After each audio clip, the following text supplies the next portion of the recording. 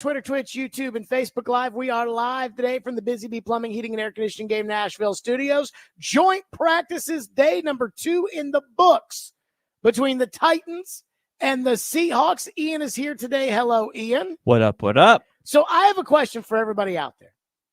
And I mean this with total sincerity. We have talked at length over the years about the composition of the audience of this program. It's a very popular show. In fact, we noticed that when we were gone for most of July, that it's a very popular show. A third of the people love me and love the show.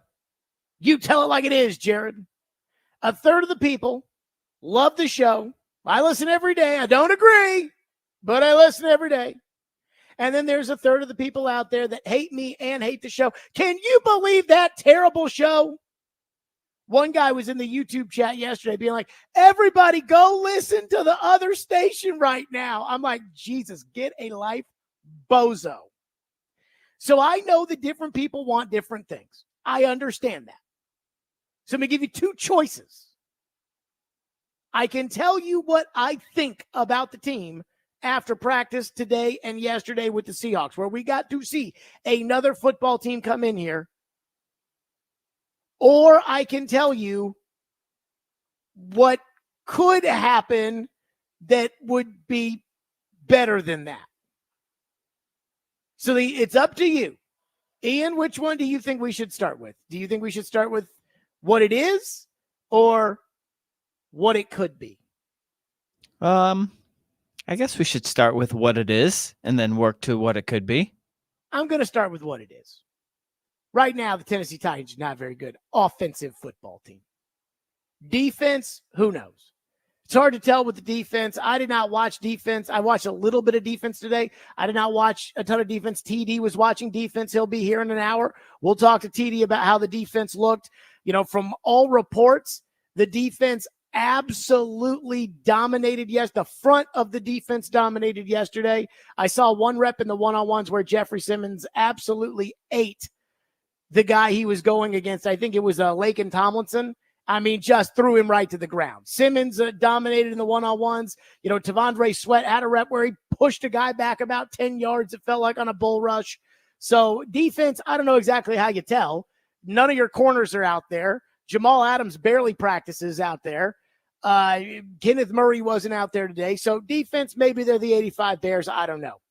Offense, it's a bad football team right now, folks. It's bad.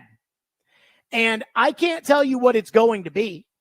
I can't tell you what, with Brian Callahan's coaching, you know, when he schemes it up against Chicago, I can't tell you what he's going to improve between now and Chicago 3 weeks from now. I can't tell you that.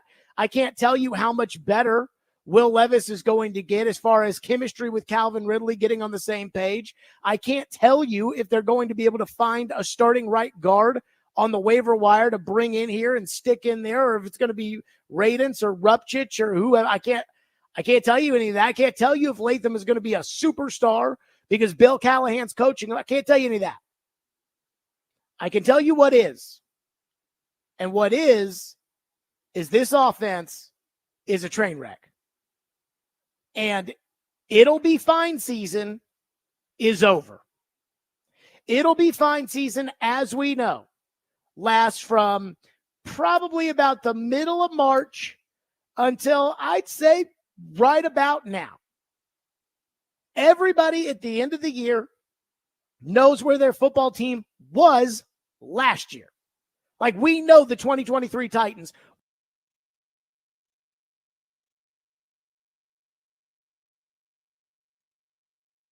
should be next year. But then between that little it'll be fine period, once it starts, teams will add guys in free agency. Then there's the draft. Then there's training camp and the reports. Oh, this guy, he looks so good. And, oh, man, this guy, the coach is saying this guy, he's awesome. And this team's going to be great. And this is going to be. And that permeates. Again, from about mid-March, once you start signing free agents, you all thought the line sucked before mid-March, and then they signed Cushenberry, and then they signed Sadiq Charles, who's not even here anymore, and then they drafted Latham, and then they told you they thought that Nicholas Petit Frere, a.k.a. PT. PT was going to give you a chance at right tackle. And all these kind of Fakakta, and then everybody starts to tell themselves, you know what? We got an offensive guru coach. We got the offensive line guru. We've got a young quarterback. And we saw against Atlanta when he threw the ball 85 yards down the field, he could be a superstar. And all of a sudden you start to talk yourself into something that's not really true. I kept saying this last year about Jacksonville. Remember Jacksonville? They were the red hot team. Jacksonville could not be stopped. People were talking about Jacksonville 2023 potential Super Bowl contender. I'm like, whoa now. Jacksonville won a couple of games at the end of the year. They beat Dallas on the road, which happens to be a hallmark of every team that thinks they're going to be good. They find a way to beat Dallas, and then it's like, oh, they beat Dallas.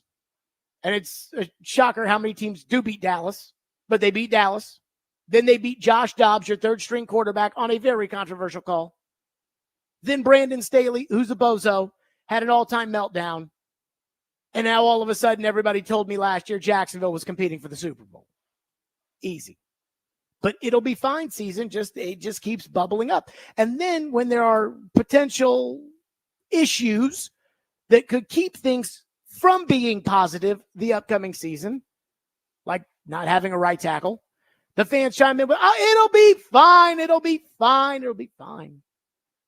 Well, the joint practices, this is the realest sense of what we are going to get with the Tennessee Titans in 2024. Because Will Levis played 14 snaps against San Francisco. He's not going to play on Saturday. And my guess is he gets about 8 snaps at New Orleans. And that's it. So these two joint practices, as of right now, this is what they are. It's a bad offensive team. And I can't tell you that, is it because 2 of the top 3 wide receivers are out? Is it because, Seattle's really good on defense with Mike McDaniel and some of those guys that they've got? Those are some good players now. Leonard Williams is a very good player. Devin Witherspoon had an interception. The first play of the 2-minute drill. Will Levis took 1 snap today in the 2-minute drill. He threw an interception. That was it. Is it because they don't have a tight end? I can't tell you why. Is it because the quarterback might not be very good? I don't know. But I can just tell you that in 2 days, I watched the Titans offense, and they just can't move the football. The best thing Brian Callahan today said at the early portion of practice, the early 11-on-11 period, they ran the ball well. Well, I don't really know how you can tell in practice that you're running the ball well. Again, Derrick Henry, a lot of his great runs, a lot of those great runs where, guys hit Derrick Henry and he keeps running. Well, in practice, they hit you and then they stop. So I don't know what that would look like in a game with Spears and Pollard. No, I think Spears and Pollard will be fine. And it doesn't mean that the Titans can't get better. They absolutely can get better. They have an offensive coach, very positive. They have a young quarterback who works very hard. They've got the, again, offensive line guru. This guy is supposed to turn water into wine. But where we stand today, and again, this is kind of the best marker to tell us what to expect this season, or at least at the beginning of the season until we start playing real games. What I saw in 2 days is an offense that simply cannot move the football. Sure, they can get a couple of first downs, but that's it. There was one play in particular when they went into the 11-on-11 period in the red zone. There was one where I don't even know. Normally, they'll run through a play even if there's a sack. Like, for instance, in the 2-minute drill today, Seattle hit a bomb where Geno Smith hit DK Metcalf for a touchdown, but they called it a Harold Landry sack. Now, I didn't see Harold Landry get to Geno Smith, but they said it was a Harold Landry sack. So instead of a touchdown and Seattle wins the game, Seattle was, they didn't throw the Hail Mary, but Seattle would have had 1 second on the clock to throw a Hail Mary. So I don't know. Like, did he sack him? Did he not? But Geno completed the play, threw the ball down the field. DK Metcalf caught a touchdown. I, again, don't know if it would have mattered or been a sack in a game or not.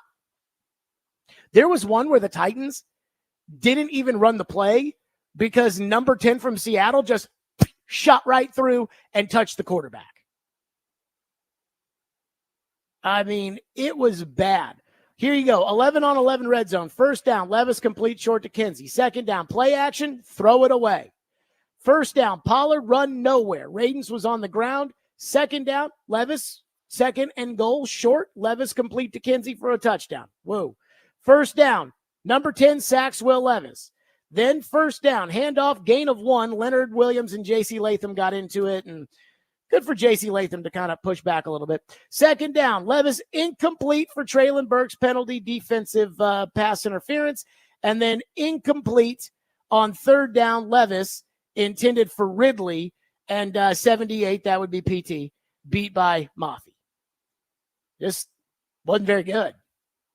And so all I can tell you is we can keep doing this. It'll be fine season. Oh, no, Jared, just wait till DeAndre gets out there. Oh, no, Jared, just give Brian Callahan time. Oh, no, Jared, they've got 3 weeks from Chicago. You're right, they do. And I'm the one who, again, uses the Green Bay Packers as the example that they got better throughout the course of the season. That's what's going to have to happen around here. But if you're one of these Titan fans on Twitter that has allowed March through August to fog your brain, the same people that are like, can you believe that Will Levis is the lowest rated quarterback on John Madden football? Can you believe that, Jared? If you're that guy, you're expecting him to be Mahomes or Lamar in year 2, guys who won the league MVP seemingly out of nowhere. That's not happening. Unless the next 3 weeks are the greatest 3 weeks in the history of coaching. That is not happening with this football team. Because right now on offense, they're not very good. Again, I can't tell you what's going to happen. I can't tell you what's going to happen against Chicago. I can't tell you what's going to happen against the Jets. I can't tell you. Right now, what I saw over the last 2 days on offense, they're 0-4 to start the season. Just with the quarterbacks they're going up against, they're 0-4. But I can't tell you what's going to happen because, again, there's 3 weeks between now and then. Injuries happen, trades happen, whatever. But I can tell you where they are right now. And offensively, they're not very good. 615-737-1025 is our phone number, 615-737-1025. Ian, did you hear that? It'll be fine season officially. It's officially over August 15th from now on? Okay. It's over. Coming up next, I didn't see it, but we will have to take somebody who did's word on it, and it ain't good either. We'll get to that next. Stillman and Company, 102.5, 106.3 The Game.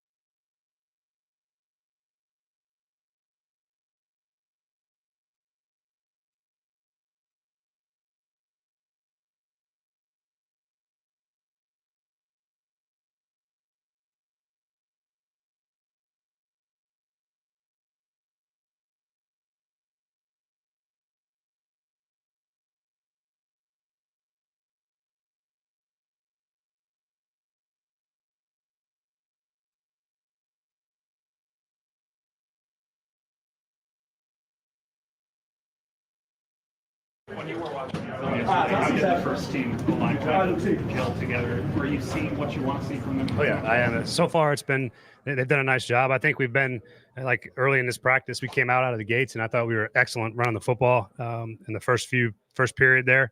But I've seen a lot of really good things. I think they're on track.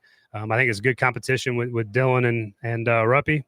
But both of those guys have raised their level of play, and I think NPF's done a really nice job at the right side. So we're not a completed work. I mean, there's plenty of days to go here, but the progress has been notable, and I've been pleased with it.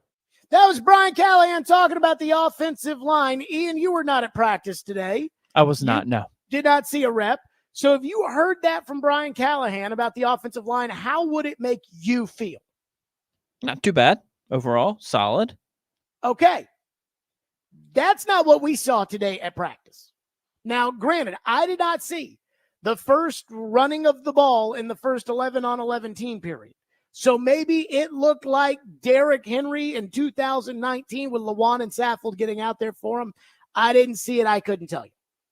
I also did not watch the one-on-ones today, but as the Titans were kind of moving fields around, I watched defense one-on-ones today, and the Titans defense I thought was actually solid.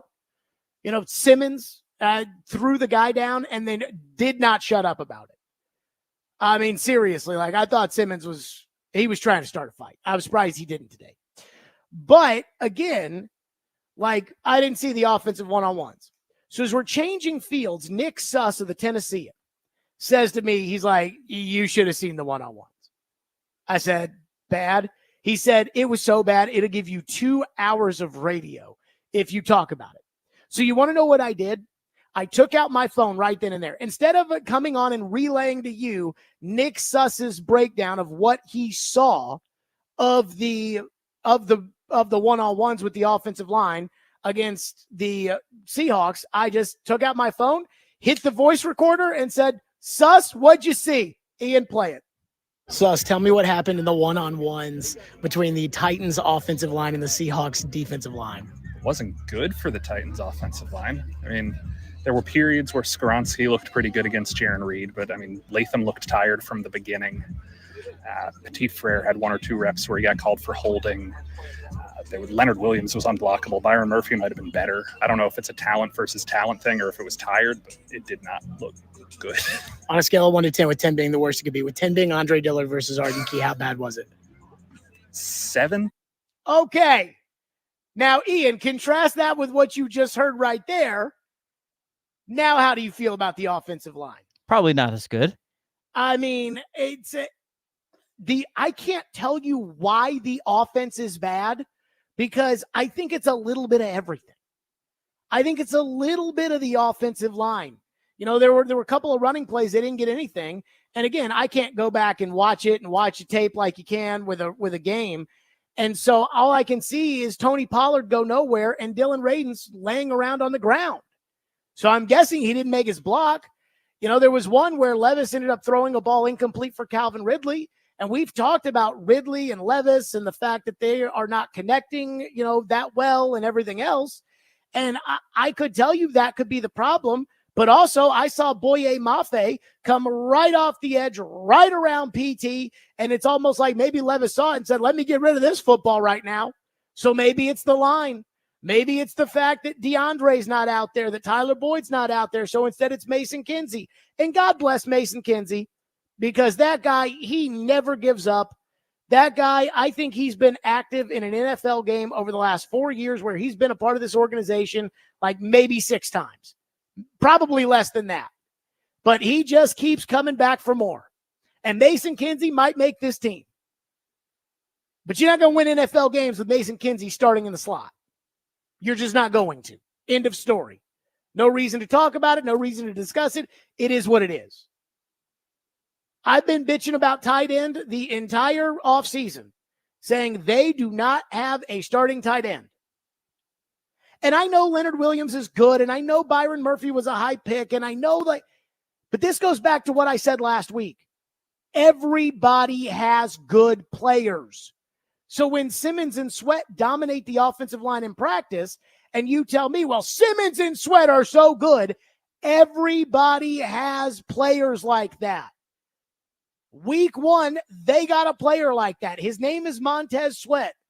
Week 2, they got a player like that. His name is Quinnen Williams. Every team has good players. And so the coach just keeps telling me everything's great. And maybe he's right. Like, maybe he can see this and can see the projection of where it's going to be. And he can see the offensive line. And he's got his dad, who I assume he trusts, he's got his dad coming up to him being like, don't worry about it, son. I'll fix it. And that might actually happen. I mean, it literally might happen. But right now, guys, recalibrate those expectations. And I don't want to say that the fan base lives on Twitter, because I don't think that most of reality lives on Twitter. But the fanboy narrative with this team has been that Vrabel was bad and he's out, and Callahan's good, and it's going to be like the Bengals and Joe Burrow, and Levis is this superstar that should have gone in the first round, but he didn't. Thank God our team got him, and now they got him these receivers, and he's going to throw it, and they're going to light it up, and gone are the days of the Mike Vrabel 1965 football when they wanted to run the ball and play good defense. We want to be a passing team, Jared. It's like, guys, you don't have the team to be able to do that. No, Jared, you don't understand. Chig and Wiley, they're good. Are they Travis Kelce? You know the answer to that. So, again, the coach today talking about, hey, I really, really liked how they played today in the first 11-on-11 period.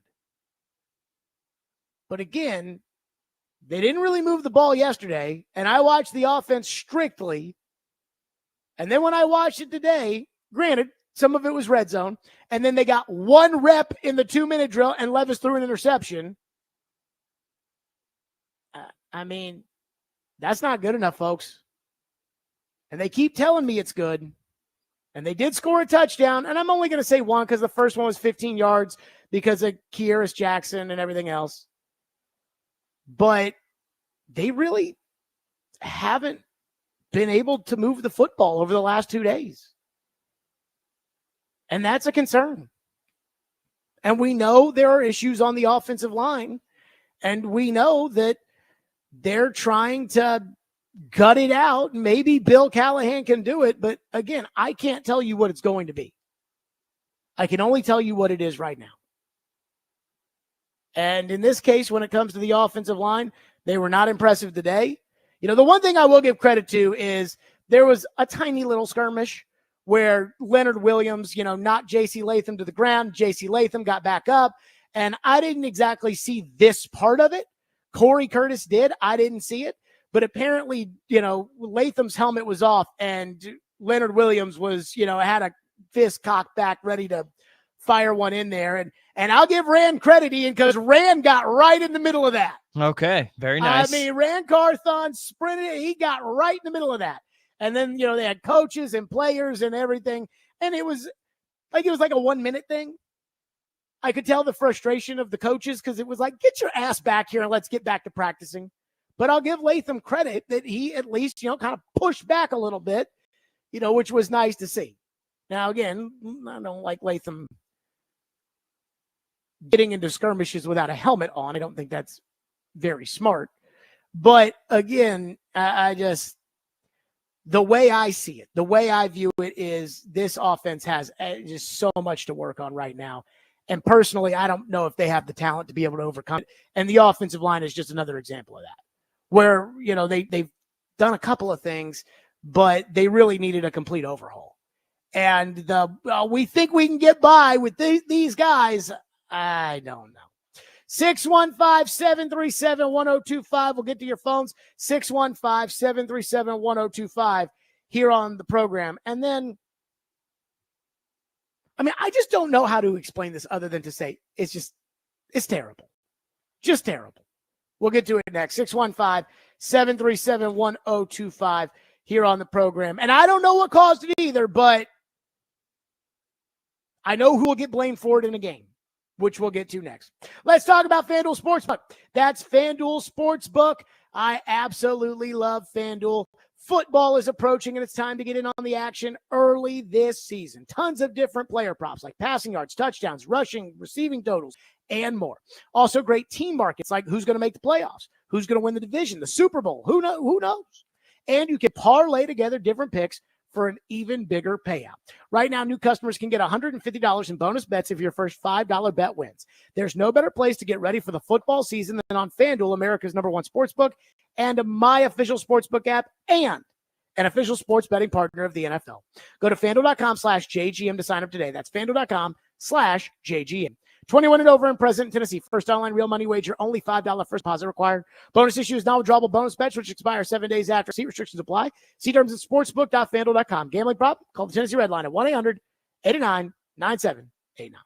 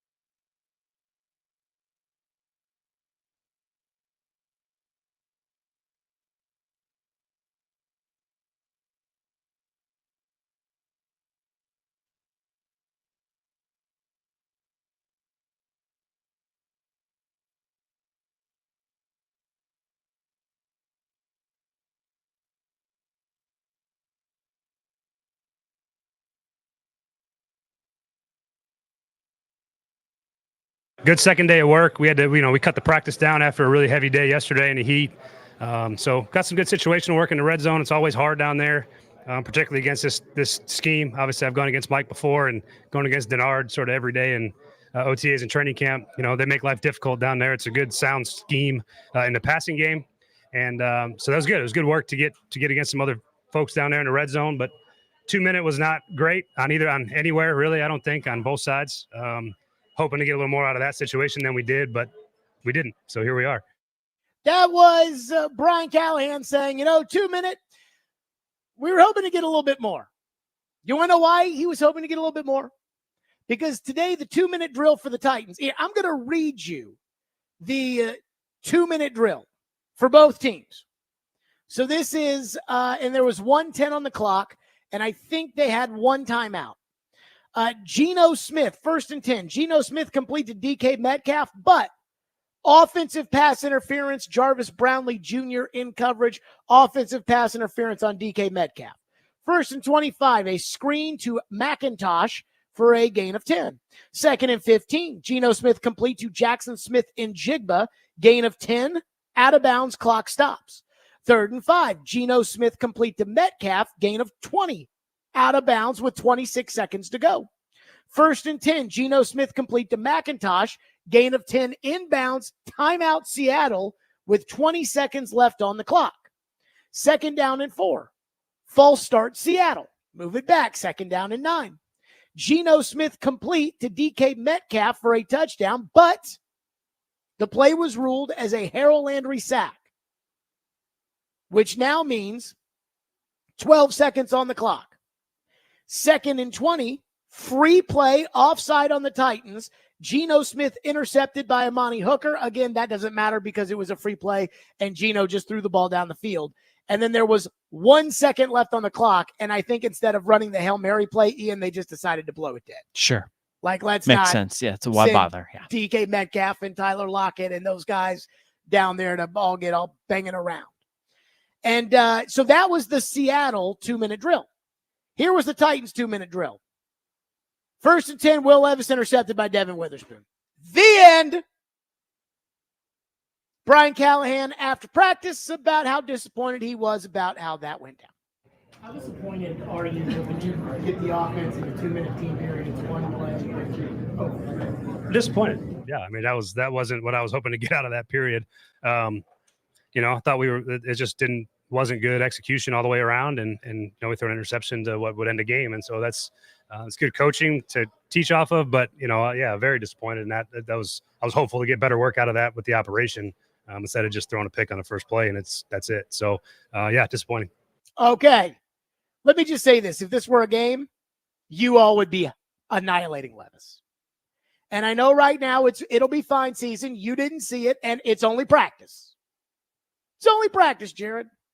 But again, I keep thinking about hey, if this is a game, what's going to be remember, last year against New Orleans, in a game in which the Titans lost 57 ways to Sunday, all anybody wanted to talk about after the game was how Ryan Tannehill missed a throw to Chigakonkwo and Ryan Tannehill missed a throw to Tajay Spears. That's all anybody wanted to talk about.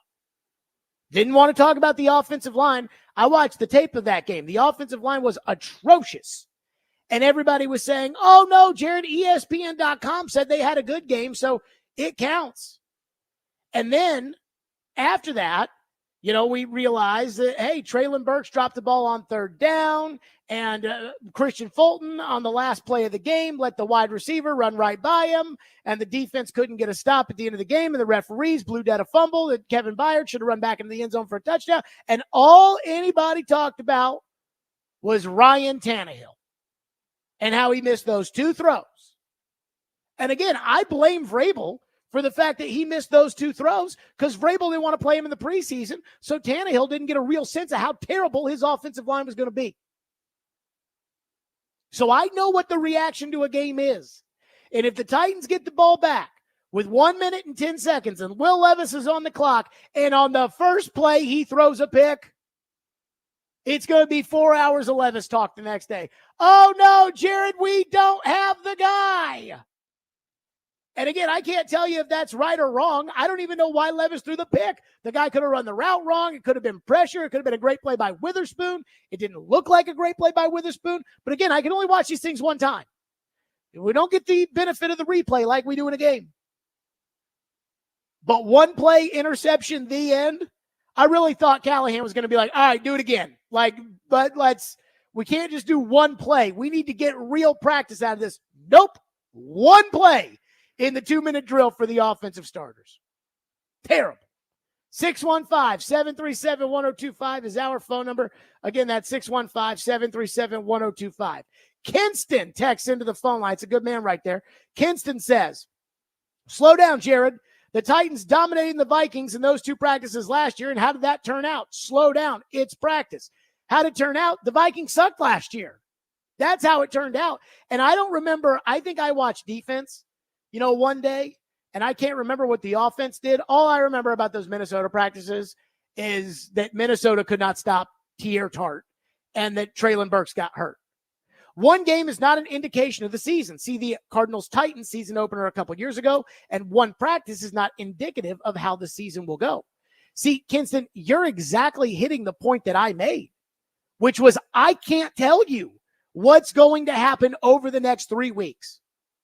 I can't tell you that Brian Callahan is not going to be able to come up with some unbelievable coaching that is going to get this offense into shape. I can't tell you that because I don't know. What I can tell you is today, it's not just one practice, it's 2 practices. And in each of the 2 practices, the offense, for the most part, has stunk. That it's as simple as I can be. Cameron says, Will Levis has been an interception machine his entire career. This worries me. I don't feel like Levis was an interception machine last year, but that was a knock on him coming out of Kentucky, is that he turns the football over too much. I said this to people today, and I got like a lot of oh no, oh, come on now. I said, I worry that Will Levis is going to be the guy on the other field. And I'm not talking about Geno Smith. I'm talking about Sam Howell. Remember, Sam Howell was considered to be, he's the backup now in Seattle. Sam Howell was considered to be, going into the 2021 college football season, the top quarterback in the class. I believe it was Sam Howell and Matt Corral were the 2 quarterbacks that were considered at the top of the class. Sam Howell had a terrible season, fell deep in the draft, drafted by Washington. They give him 1 start at the end of his rookie year. He looks okay and beats the Cowboys. And so they go into the next year saying, he's our starter. Eric Bieniemy comes in. He's running a new offense, got a couple of receivers. Sam Howell threw for 3,900 yards last year. 21 touchdowns, but 21 interceptions. And I look at Levis. Levis went into the 2022 college football season as one of the top draft prospects. Levis did not have a good last year of college, just like Sam Howell. Levis did have a couple of games last year to say, okay, let's give him a shot. Now he's getting a shot. And I could see Levis having some games where he airs it out, but you can't turn the football over. And today he turned the football over. The single most important play of practice, period. Jason from Dover says, we are in for a long season. I'm not saying that. I want everybody to know that.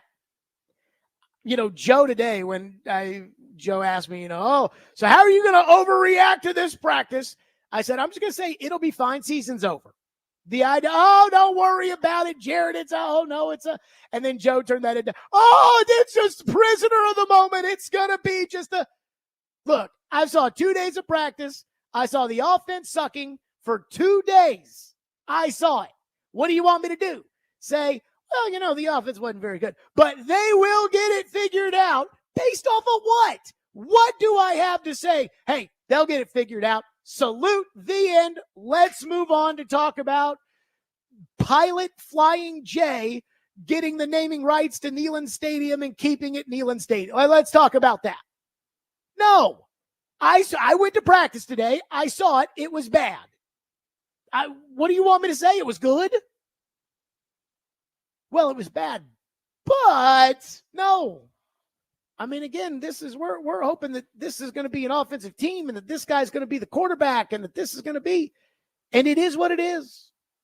But I'm not going to say you're in for a long season because, as I said, with the Green Bay Packers, they were a team last year that they got off, changed the quarterback. They got off to a bumpy start. They were 3-6. Now, I do feel, Ian, like I've brought up the Green Bay Packers so much that it's almost like they've turned into the 2019 St. Louis Blues. True. Yeah. And we do have to be careful of that. Yeah. Didn't win anything too crazy yet. Just because the 2019 St. Louis Blues went on January 1st from the worst team in the NHL to winning the Cup does not mean that you can take a team every year and say, well, we're the worst in the NHL, but we'll probably win the Cup because the 2019 Blues did it. So maybe I need to stop talking about the Packers. But it does take time. So you don't know if we're in for a long season, but I do think we might be in for a long month, the month of September. 615-737-1025 is our phone number, 615-737-1025. Robbie Stanley just texted me and said, if only they had Sammy D. The revival of Sam Darnold. Let me just say this. if they had Justin Jefferson and Christian Darrisaw and Garrett Bradbury and TJ Hawkinson and Jordan Addison, and I don't even know who their running back is, but I'm sure he's good. Isn't Aaron Jones their running back now? Yep. I mean, which offense would you rather have, Ian? Will Levis in the Titans offense or Sam Darnold in the Vikings offense? I like Justin Jefferson. I mean, I don't even think it's close. I'll take them. And you can have this. PT. 615-737-1025. There is some good news. There is some good news I want to get to, which we will. 615-737-1025. There's one guy who just keeps showing up and showing out. And we'll get to that coming up next here on the program. Hiller Plumbing, Heating, Cooling, and Electrical. I love my guys at Hiller. They take great care of my home. They can do the exact same for you. I guarantee it. Summer is over, and it's time to get ready for school to start. So even though the kids have headed back to school, you can leave the homework to my friends at Hiller. This month, enjoy back-to-school savings with offers like a $99 drain cleaning, $500 off select high-efficiency HVAC systems, $500 off new tankless water heaters, and $1,000 off whole home generators. Think about that. It's awesome, baby. It's going to be great. Visit happyhiller.com today for details. That's Hiller Plumbing, Heating, Cooling, and Electrical. Proud supporters of the Preds, the Vols, and Vandy. Hiller, call the Happy Face truck today.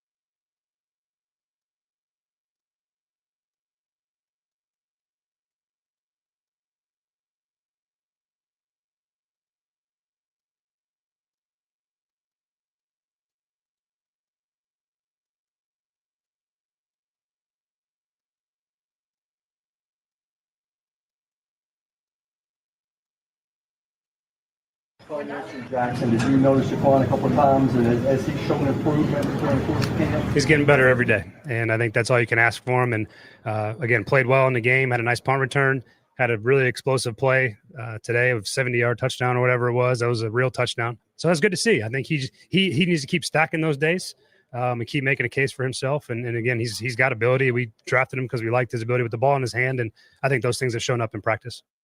That was Brian Callahan yesterday talking about Jaquan Jackson, who was awesome in the game on Saturday against San Francisco, was awesome yesterday, and again, awesome today. There was one rep in 11-on-11 in the red zone where Malik Willis hung a football up there, and it was a true hospital ball. Because, I mean, there were two Seahawks that were converging on Jaquan Jackson, and it's like the ball hung in the air for like 10 seconds, and it was like a slow motion replay as Malik lofted it right over one DB in order to get it into the area of Jaquan Jackson. And Jaquan Jackson went up, and now they didn't hit him like they would hit him in a game, but went up, absorbed what contact they had. You could see the focus on Jaquan Jackson as he came down with the ball in the end zone, and it was a touchdown. And I got to tell you, Ian, if this guy just keeps scoring touchdowns every day, eventually they should probably, let him score touchdowns in the game. Sounds fair. Yeah. Not a bad idea. If a guy goes to the AHL in hockey and scores a goal every night, you might want to call him up to the NHL, see if he can score a goal every night there. So when it comes to Jaquan Jackson, I asked Brian Callahan yesterday, hey, you going to get him any reps with the ones? The answer was, well, we're going to up the, give more opportunities. The answer, though, is no, because they want those reps to go to Kearis Jackson and Mason Kinsey. I don't know why, but I guess they want those reps to go to those guys. But I just keep seeing Jaquan. And so I'm going to tell you right now, this guy, he's got speed, and good things happen when he touches the ball. And if good things keep happening on the second team when he touches the ball, they need to kick him up to the first team and see if good things will happen when he touches the ball. Same with Chance Campbell, who had an interception today in the number 2-minute drill. And it's like, hey, if he can play great in the preseason game and intercept the ball with the twos, let's bump him up to the ones and see if he's any good. And he might just be a bum, a quad A player. But let's see. I know what Mason Kinsey is. I know what Jack Gibbons is. Let's see what these two guys can do going up. So that was the first good thing. The other good thing is I did watch the defensive one-on-ones. I thought that, for the most part, I thought the Titans front outplayed the Seattle front. Jeffrey Simmons had one rep. And in his one rep, he threw Laken Tomlinson to the ground and then would not stop talking about it. I mean, just chirping. And I really think he was trying to kind of start a fight a little bit, which, again, whatever. I can't take Simmons' smack talk seriously because, to me, you can talk all you want to talk, but when you acted the way you acted with Buck, and then Buck told you, sit right down, and it's like, I don't want to. It's hard for me to take it seriously, but hey, Simmons is a good player. Simmons is not as good of a player as I think Simmons gets credit for around here. Maybe he can be that good of a player, but he hasn't really shown it in the games. But he did absolutely light that dude up today. And from what I was told, and I didn't watch defense yesterday, but from what I was told, Simmons, Landry, and Key absolutely wrecked the Seattle front yesterday. So that's a good sign. And then TD will be here at the top of the hour. TD was with watch the defense today, so we'll get his thoughts on what he saw from them. 615-737-1025 here on the program. One texter says, Will Levis can be very well that guy, but what in the world has he done up to this point just to get the grace of not being held accountable for having bad practices? If they keep accumulating, at some point it reflects on him and not the situation. The answer is that's the games. Like everybody will, because practice doesn't count. Everybody will disregard everything bad that Will Levis does between now and the Chicago game. Because a lot of people have already made up their mind on what they think Will Levis will be or what they hope Will Levis will be. So what happens is you just disregard everything that you've heard. Like,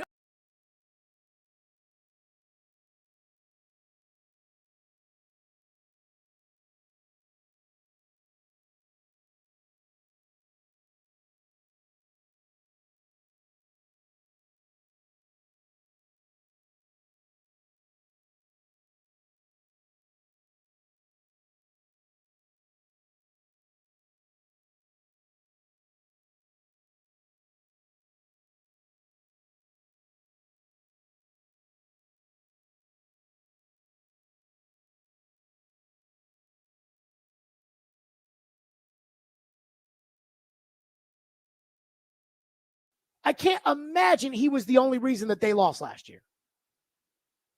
But even then, they're like, no. Let's give Jaden Daniels a try. So, make of that what you will. One texter into the text line says, I'm not all in on Levis myself. He could be Brett Favre. He could also be Johnny Manziel. What I do believe is that if he's not really good this year in the regular season, the team will not wait around for him to develop, and they will start looking for another quarterback. I think there's some truth to that.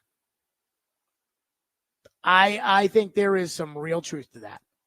That, like, this is his one shot. And that's why, again, I keep circling Sam Howell, because last year around draft time, we kept looking at quarterbacks and teams that needed quarterbacks, and Washington had moved on from Carson Wentz because Carson Wentz is a bum. And so they had moved off of Carson Wentz, and they had said, like, no, he's going to be our quarterback. And everybody's like, really? Yeah, he's our starting quarterback. Okay, but probably not. Let's see. Let's see what ends up happening.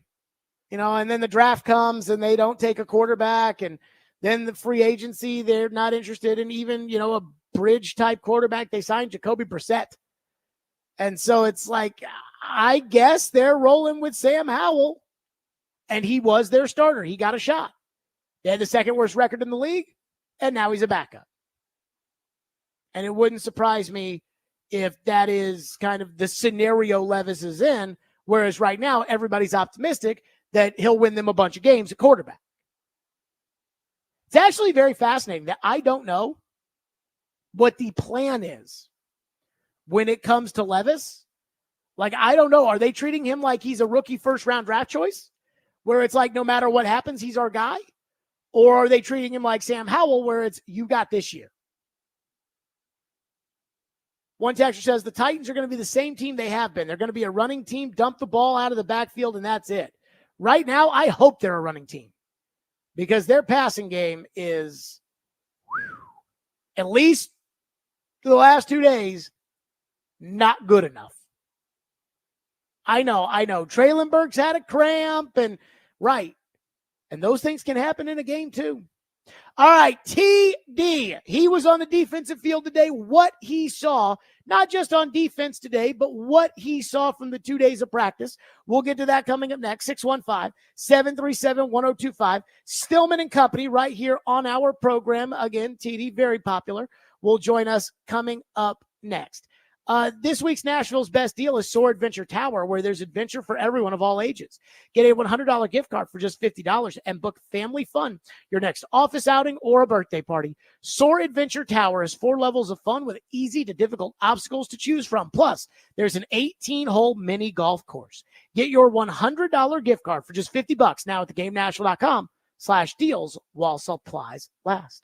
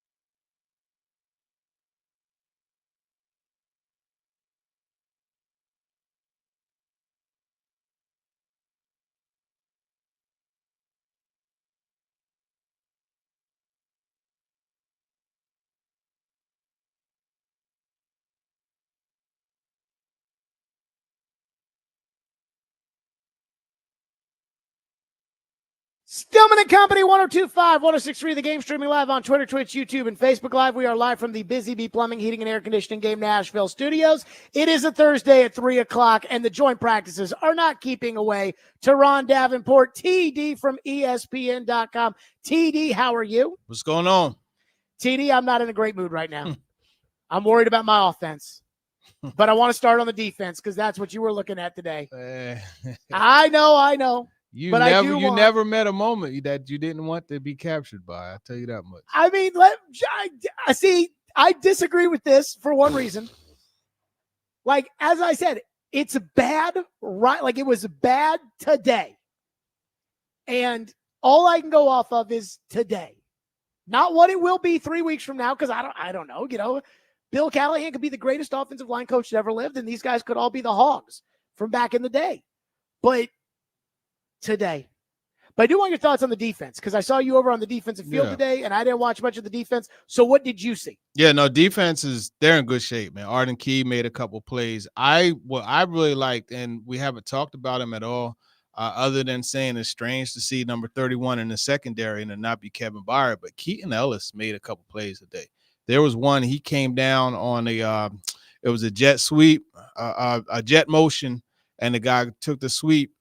It was LaVisca Chenault, as a matter of fact, and he came down and he put a nice little hit on him in the backfield. Then there was another time where Quinn Bohanna, who was another one, he had back-to-back plays. This dude was living in the backfield, and one of the times he was able to get a would-be sack was because Keaton Ellis picked up the tight end on kind of like a seam route and made the quarterback have to like recock, and Bohanna was able to get there and sack him, quotation marks. So a couple good things from them. Jeffrey Simmons continued to be what he is. Arden Key, they had a couple really nice reps. One rep by Simmons, against Lakin Tomlinson. You mentioned it the last segment. And, I mean, the thing I like about Simmons is like he just said, I do this, S-H-I-T, and was done with it. You know what I mean? He just said that, and that was it. He didn't take any more snaps. Key hit Charles Cross with a vicious spin move and was able to get in the backfield. Those guys were winning. Surprised by that one from Key against Cross, because Cross is a good player. Yeah, Cross is a good player, but Key is a solid player also. And, you're going to win some, you lose some. So I thought they did well. The only bad play on defense as far as when they had split team periods was the one where DK Metcalf ran a corner route and Jarvis Brownlee Jr. and Quandre Diggs had a miscommunication, and he was able to, get deep and catch it. Now, ironically, later on during the team period, the 2-minute part, he put a move. Metcalf put a really good move. He did what Chris Sanders would say, lie with his eyes. And he looked to the outside and leaned to the corner route and cut it back into the post. And Diggs, along with the pump fake from Geno Smith, Diggs took it, and Metcalf caught the deep pass there too. Now, some said that would have been a sack by Harold Landry. My eyes were in the secondary, so I couldn't tell. But I think overall, this defense, they did a solid job. They won some, they lost some. It was pretty balanced, but they did a solid job. And Jarvis Brownlee Jr. is a guy that has earned DK Metcalf's respect. That's something that came out after practice. And I will say this, Otis Reese is another one that's, making a mark. He came in and he triggered, he and Chance Campbell. Like, those guys trigger against the run. So you look at those things, I think it was a solid day for the defense. What'd you think of T'Vondre Sweat? Yeah, no, so this is the thing with Sweat that he's going to be a victim of. A guy who doesn't stuff the stat sheet.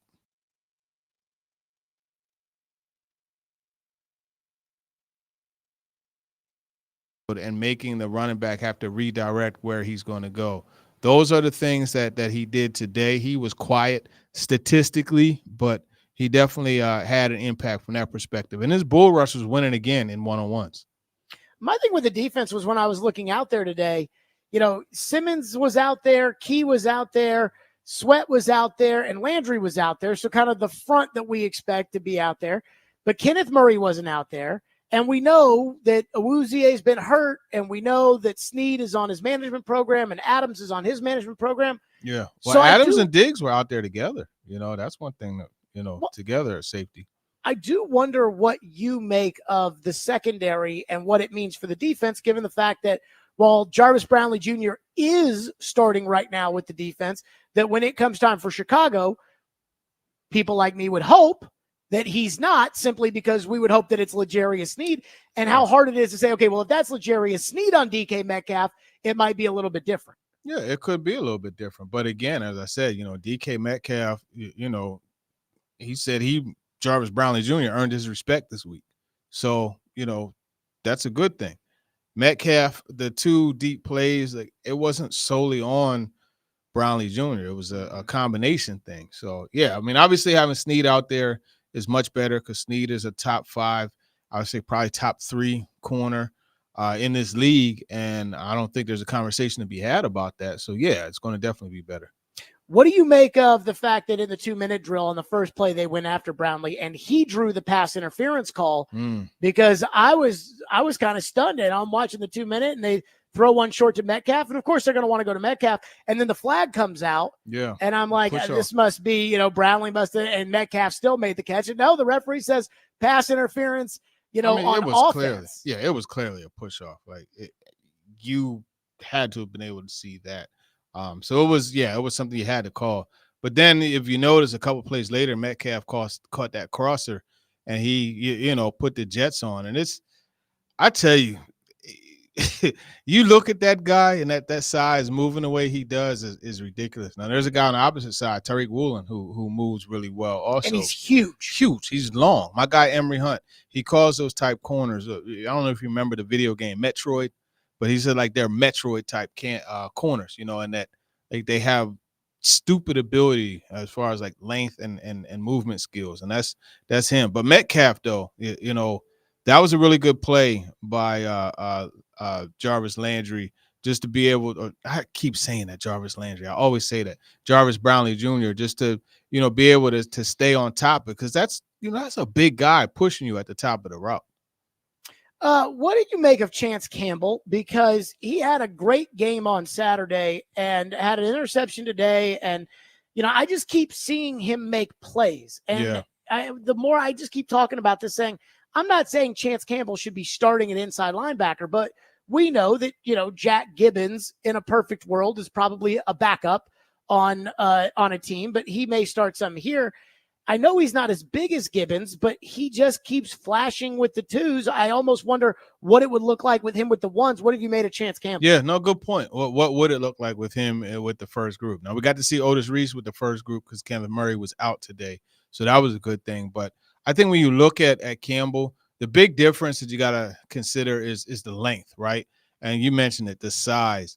Campbell's a little more compact than Jack Gibbons, but Campbell was more athletic. And I believe that he's, just as good, if not just a little bit close to the diagnosing ability that Gibbons has. So that is something. But you talk about a guy that just makes plays. I mean, he picked that ball off, as an answer to Devin Weatherspoon's interception during that 2-minute period, and that was a good interception. And then you look, as I mentioned, how he comes down and he fills those holes, man. Like, that dude will find the football. And that's the reason why he had 150 plus tackles, his final year at Ole Miss. The last guy that I really, the last week has just made me say, okay, let's see more, is Jaquan Jackson on the offensive side of the ball. Between the preseason game, yesterday's practice, and I thought he had I was watching the offensive field, thought he had a beautiful touchdown catch in the red zone period, again, from Malik Willis with the 2s. But the concentration he had on that touchdown catch, I think, was a thing of art. I mean, I think he's going to make the team. They drafted him, and it looks like he's going to be the punt returner, or at least he's going to get the first crack at it. Yeah. So with that kind of speed, TD, I do wonder what that would look like with the 1s. What do you think so far of what you've seen out of Jaquan? Yeah, I actually caught that touchdown pass that you were not literally caught it, but I caught it like with my eyes. I got to see that because I was in between plays watching the defense. So you're right. It was great concentration on that, be able to come down with that in traffic. Those are the things that you look for from the little guys like that.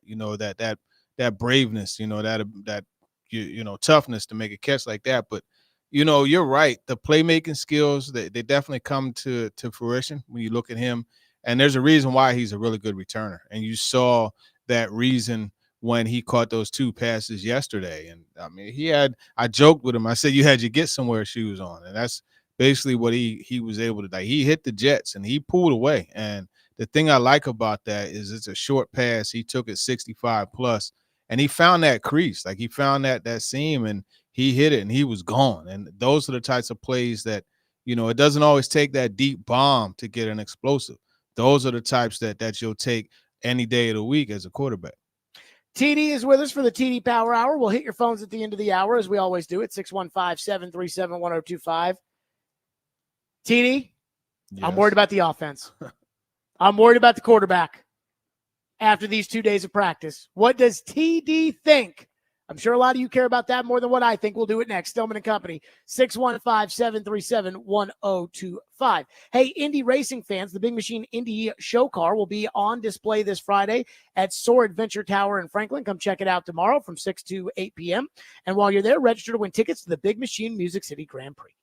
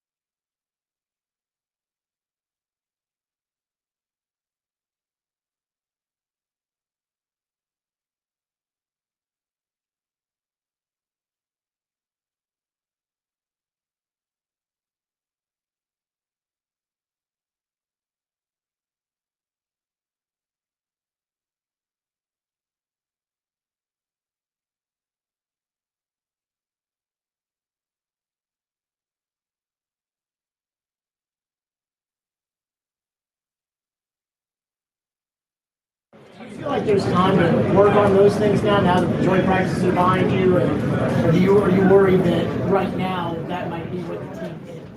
Oh, no, I don't think that. We got plenty of situational work coming up. We have a whole situational practice coming up as well. So no, this is just part of the process. Again, would have loved to see us be able to go 5, 6, 7 plays and have a shot at the end zone to win the game in that situation. And we didn't. And so we got to go back and learn from whatever that is that the mistake was. And you can't turn the ball over if you want to have a chance to win the game with a minute left. And so I think that's really all. To me, it's an isolated incident to the practice today, and we'll keep moving forward. That was Brian Callahan today. Will Levis 0 of 1 on the 2-minute drill with an interception that ended the 2-minute drill. The last 2 days, TD, they have not really moved the ball in the team periods well against the Seahawks. And I would say that I don't know what's going to happen, but I do know where the snapshot in time is right now, and I am concerned about the Titans offense. How do you feel about it? I mean, there should be some concern because they just frankly haven't looked good, right? And there's no disputing that. You even look at the game against the 49ers, right? You know, the opening drive, they went 15 yards, you know, or however many yards it was, but it was a bunch of plays, you know. So, yeah, you would like to see some explosives. You would like to see some more big plays. You look at that situation as far as today and the 2-minute period, like it just didn't work. And then the Levis throw, the interception that Devin Weatherspoon had, I mean, that's one of those ones, like that's a far field throw, and you have to absolutely throw that with a little more anticipation. You know, the receiver is about to go into his break. You got to get that thing out there, right, and get it out and in front of him so that way the corner, you know, especially a really good one like Devin Weatherspoon, who was, by the way, my top-rated corner last year coming out. You don't want a guy like that to be able to come down and step in front of it. And, you know, that's what happened. And those things are going to happen. But I think if you look at it, they ran the ball actually pretty well. There were a couple times I peeked over and I saw Tajay Spears running free in the second level and pulling away from the secondary. So all didn't fail. They definitely need to pass the ball better, though. What do you like? How much of this would you say when you see it is, okay, this is where Levis has to get better? And how much of it is the fact that Levis doesn't have 2 of his 3 starting receivers out there? Josh Wiley got hurt today, and so he came out, and it looks like Wiley might be a starting tight end. And we know the offensive line's a work in progress. How much of it for you is Levis, and how much of it is everything around Levis? Yeah, it's everything. I think it's both. There are times, look, man, that throw to Calvin Ridley, like you got to put that on him, and he admitted that, right? The deep pass, he admitted that that's one that he got to put on him. You know, the interception, you know, whether that's Tyler Boyd or anyone else, it still has to be when he gets into the break, that ball has to be out of there. So, I mean, there's stuff on both of them that you could definitely attribute it to. And they just bottom line, just had to get better, you know, and these are things that will happen, you know, in a game.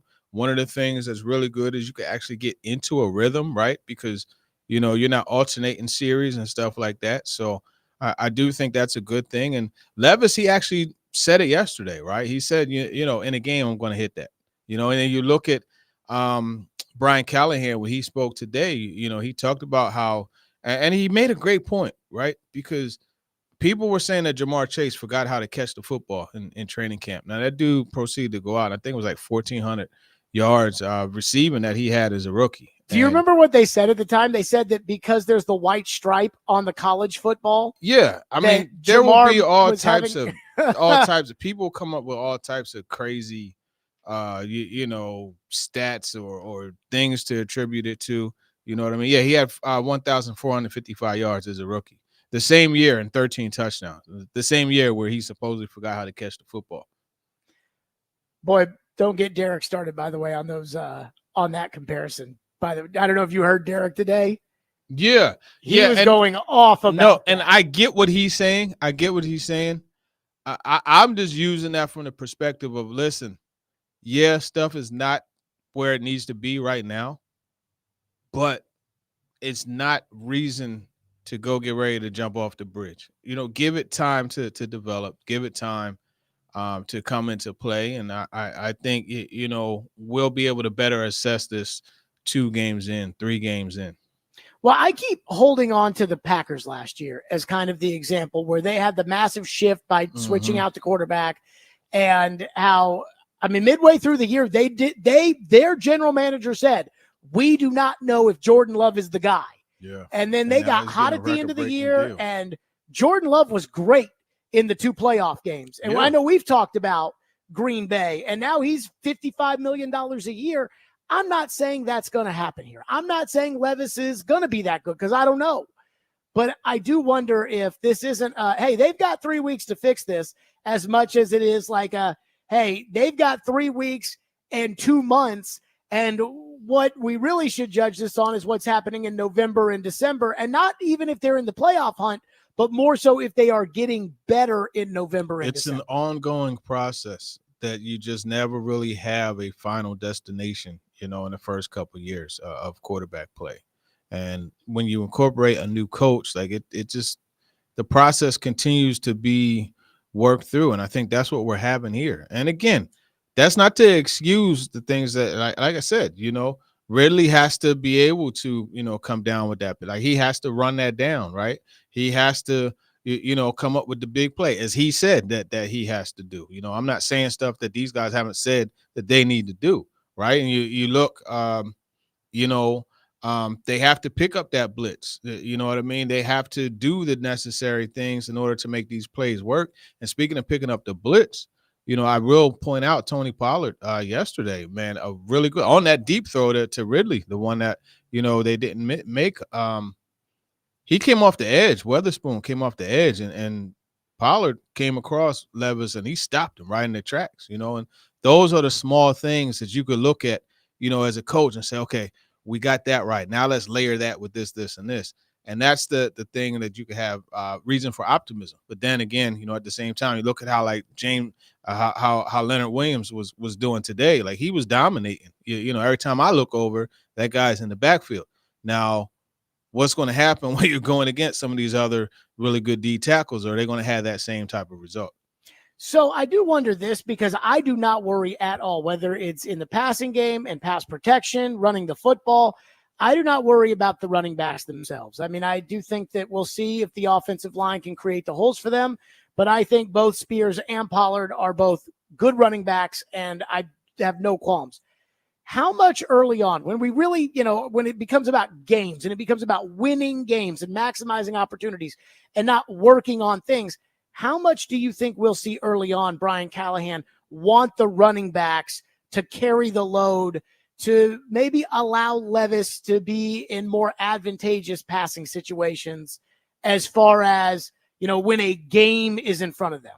I'm not sure where this whole idea that they weren't going to run the ball has come from. Fans want to be the Rams of the and that's Kurt fine. Warner Rams. That's fine. Like, I want to, be built like, whoever, like Adonis, but I'm just not. You know what I mean? You can want all you want, but you look at the initial conversation, the press conference that Callahan said he had. He said, "Hey, don't get it messed up. Like, don't get it twisted. We are going to run the football. Mm-hmm. This is nothing new." So he said all along. And then when you look at a team having 2 running backs, you know what I mean, and then Hassan Haskins and Julius Chestnut, they're going to run the football. This is going to happen. So that's something that I would be expecting to happen. Now, from your point, as far as making things, better set up for Will Levis, yes, play action is always a good thing. It's always a good thing to be able to go to play action and establish the run, and get teams to work to stop that and be able to throw the ball over that run, that help to stop the run. Yeah, I don't think that fans were upset when Ryan Tannehill was the best quarterback in the league had the best efficiency because of play action with Derrick Henry. And if that can help out the young quarterback with 2 good running backs, I say do it. And I think that makes kind of the most sense there. What do you think about the position the offensive line's in right now?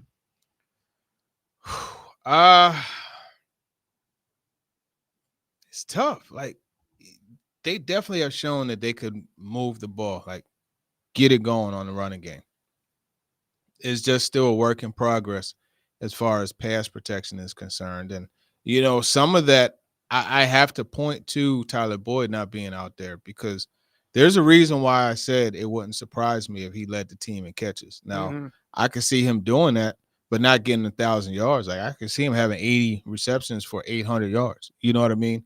in those third down, those short yardage situations. He's going to be the safety net for your guy in Will Levis. You know, he's the guy, Tyler Boyd, that will act as the tight end in this passing game, even though they'll have a tight end on the field. You know, he'll be the guy to work the middle of the field, the quick throws, high percentage routes, and those things. TD, I felt bad-ish yesterday.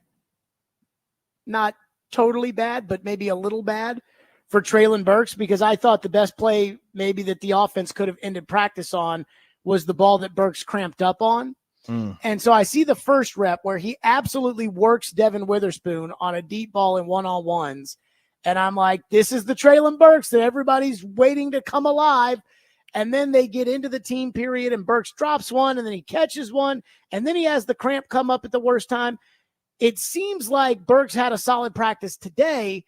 It just feels like whether it's in practice right now or in his career in the games, it feels like it's just so incredibly difficult for him to find a rhythm. What do you make of that? Yeah, yesterday was the Treylon Burks experience. That was the true reflection of it. He makes a play and you're like, wow.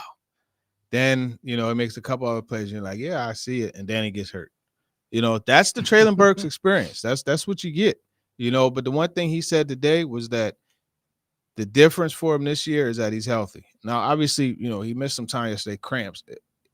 Everybody gets cramps, you know, and anybody that's played a sport, when you get one, that cramp is taken over. I mean, all attention goes to that cramp and nothing else matters in the world, you know. So it's not a bad thing that he came out because of that, because it's tough. But I think when you look at him, in fact, the next time you talk to Gentry, ask Gentry Estes, you know, his thoughts on Treylon Burks. You'll be pretty surprised and you'll like his response. I think this is a year where Treylon Burks could put himself in position, you know, for a better situation going forward, to be honest with you. I can tell you from standing right there when Burks cramped up yesterday, the anger on his face, because even though it's only practice, I feel like he knew, like, this is going to be the play of practice, that it's right here for me to make the play for my team.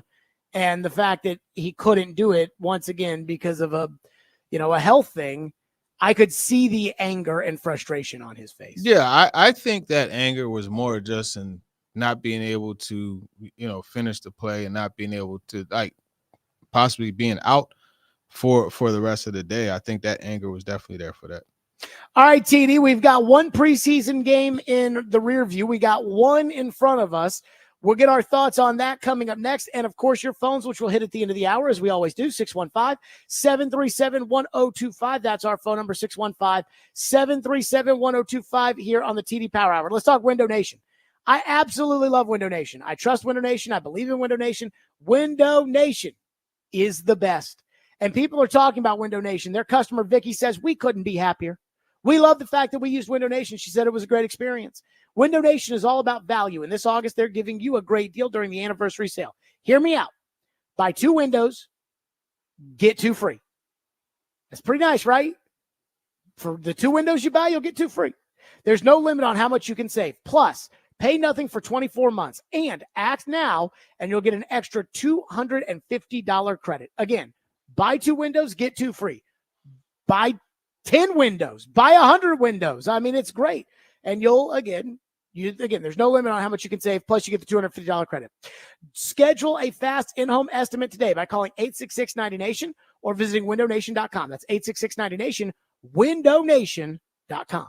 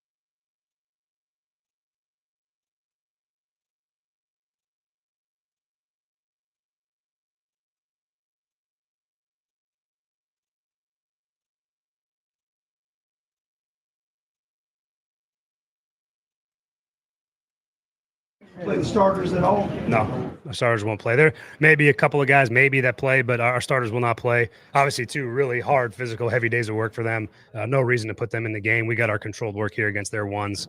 Really, that's the benefit of the joint practices is the amount you get against these guys. It's controlled. But no, our starters, should not expect to see many starters, if any at all. That was Brian Callahan on the preseason game on Saturday. TD with us. TD, let me squeeze in this hot take before we get to the preseason game we had and the preseason game we will have. I have a hot take. You ready for it? Mm-hmm. 3 years from now, these joint practices, which is it not crazy to think that 3 years ago was the Tampa Bay joint practices in Tampa? It's crazy. I actually, my memories on Facebook are coming up, and I have some memories. Jaquan Jackson beating Malcolm Butler deep on a deep throw. Man, Ian and I were reminiscing on Antonio Brown and Chris Jackson fighting in practice, the good days. But 3 years from now, I think these joint practices are going to be streamed on NFL Plus. And I'll tell you why. Just what Brian Callahan said. Our starters aren't going to play. And so we're going to, the real thing is we got the good work here. And Sean McVay's got 4 joint practice sessions this offseason, for the Rams. And I just see NFL, the media arm of the NFL saying, screw this. Let's put it on NFL Plus and get more people to sign up to watch it. Yeah, I mean, anything for $1. That's kind of how the league has gotten, and I can see that for sure. I wouldn't be surprised. That's a good idea, actually, that you mentioned that. Okay, so if we know the starters aren't playing on Saturday, what are we looking forward to in the game against Seattle? Okay, just because the starters aren't playing, that doesn't mean it's not good football. Like, I would still go out and get tickets and go to the game. And Jarvis Brownlee Jr. is not a starter, but he's a good football player, right? I think you look at some of the other guys. Jaquan Jackson. Campbell, Jaquan Jackson, Otis Reese, Quentin Bohannon, right? You look at him. He had a good day today. I think you look at, I would imagine – I would put it this way. I know he says starters won't play, but I would be surprised if Radens and Nicholas Petit-Ferrer don't play.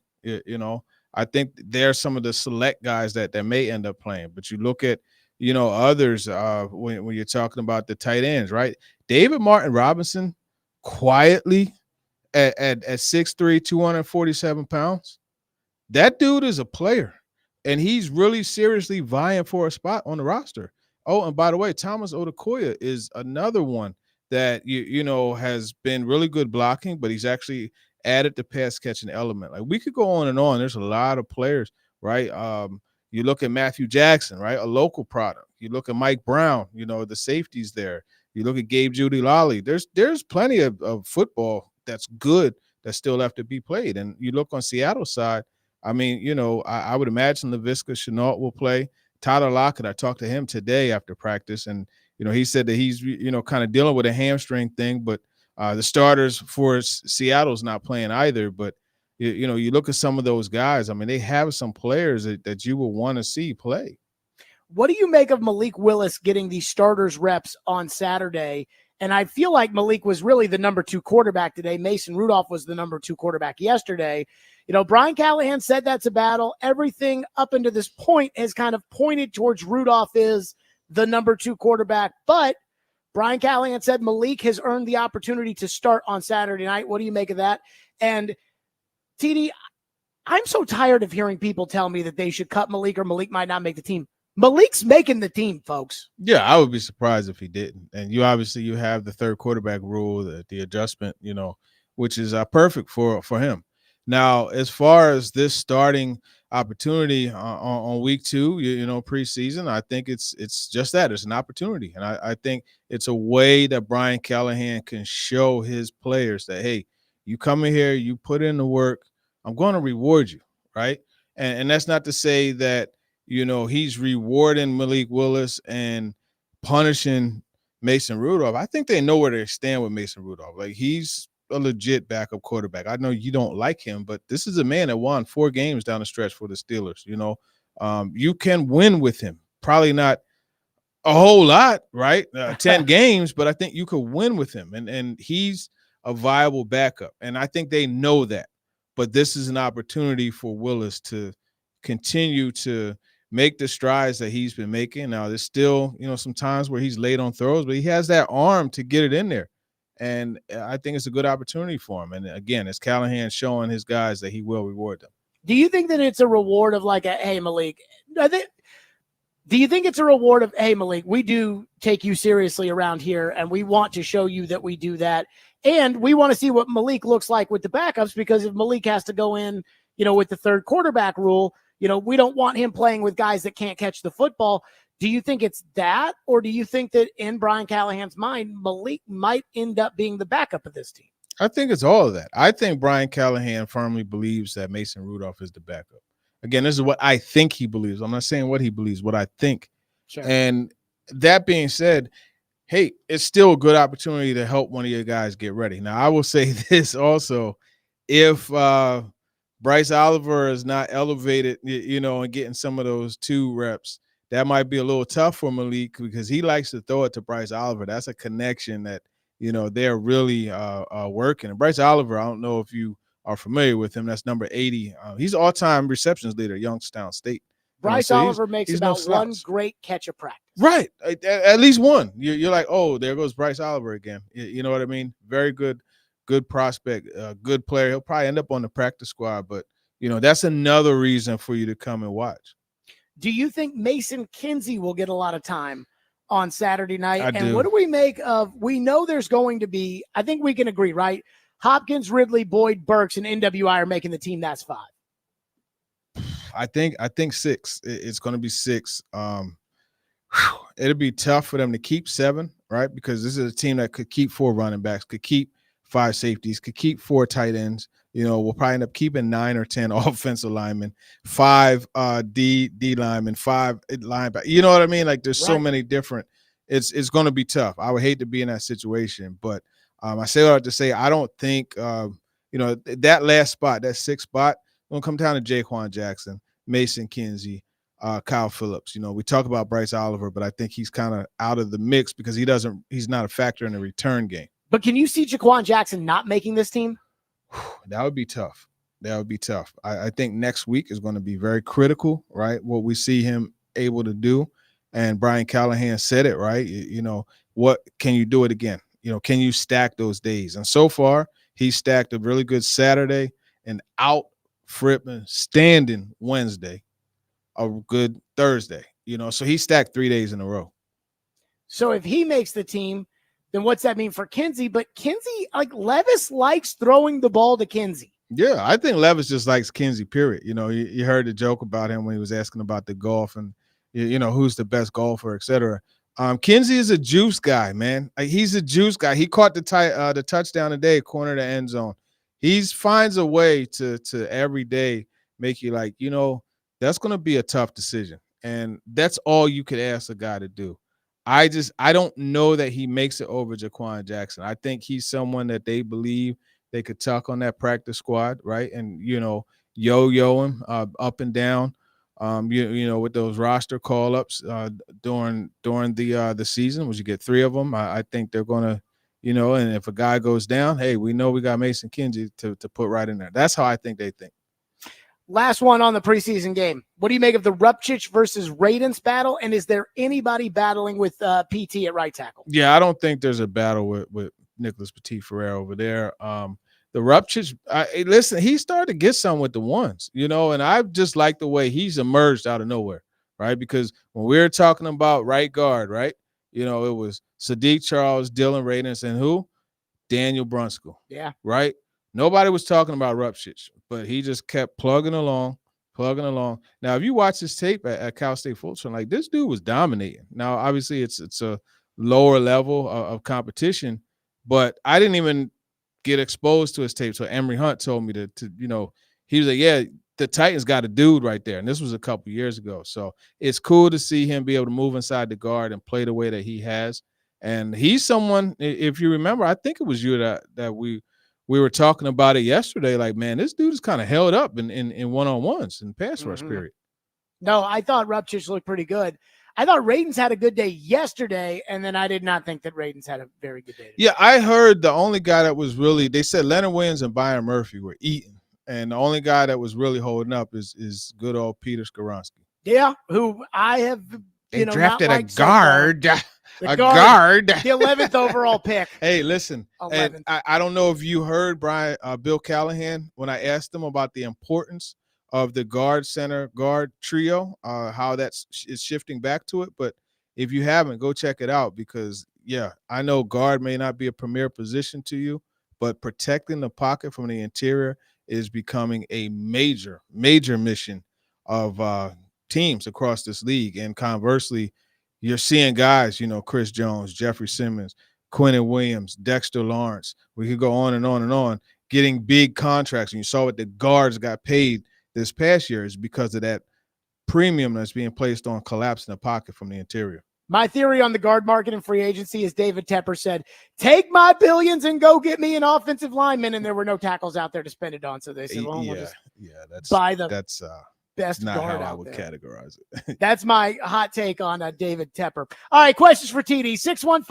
615-737-1025 is our phone number. We'll write to him next. Stillman and Company. It's the TD Power Hour, 102.5, 106.3 again.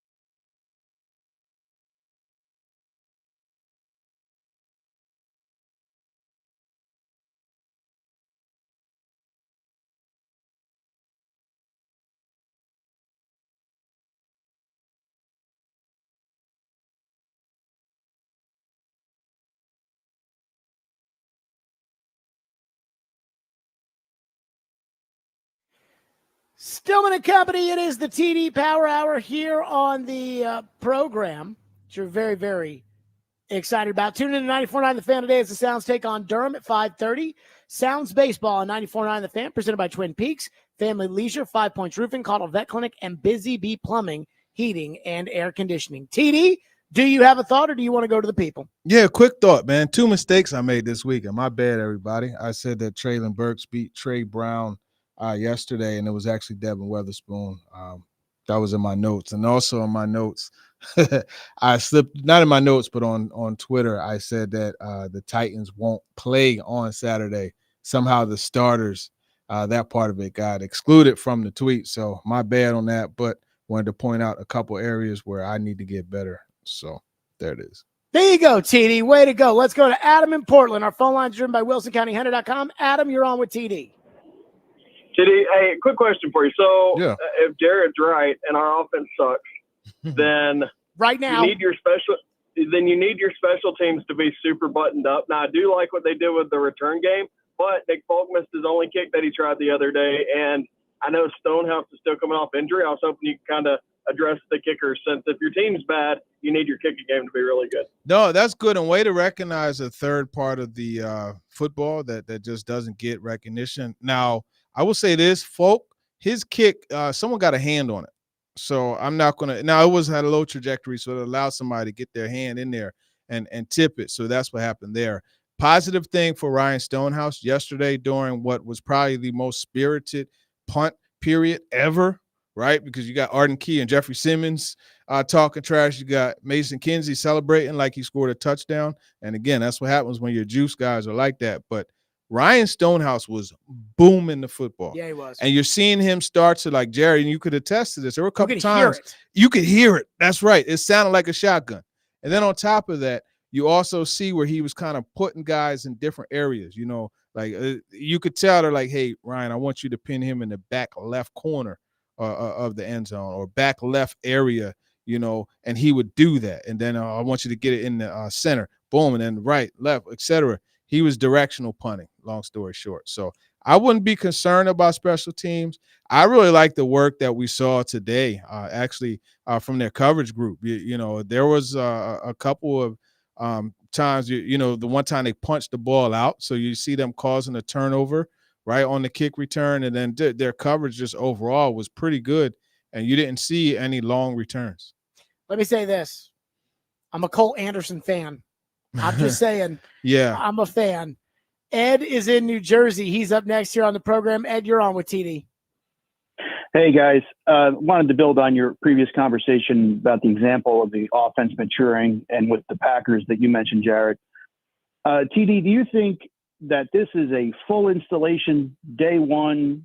This is our offense. This is what we're going to run. Or do you think they throttle it back a little bit early, maybe more heavily on the run, little quick passes, high percentage stuff, and wait and have more confidence as this O-line with a lot of changes this year matures as the season goes, and then we see maybe later half of the year the more longer developing routes and in this offense open up more as the season goes along?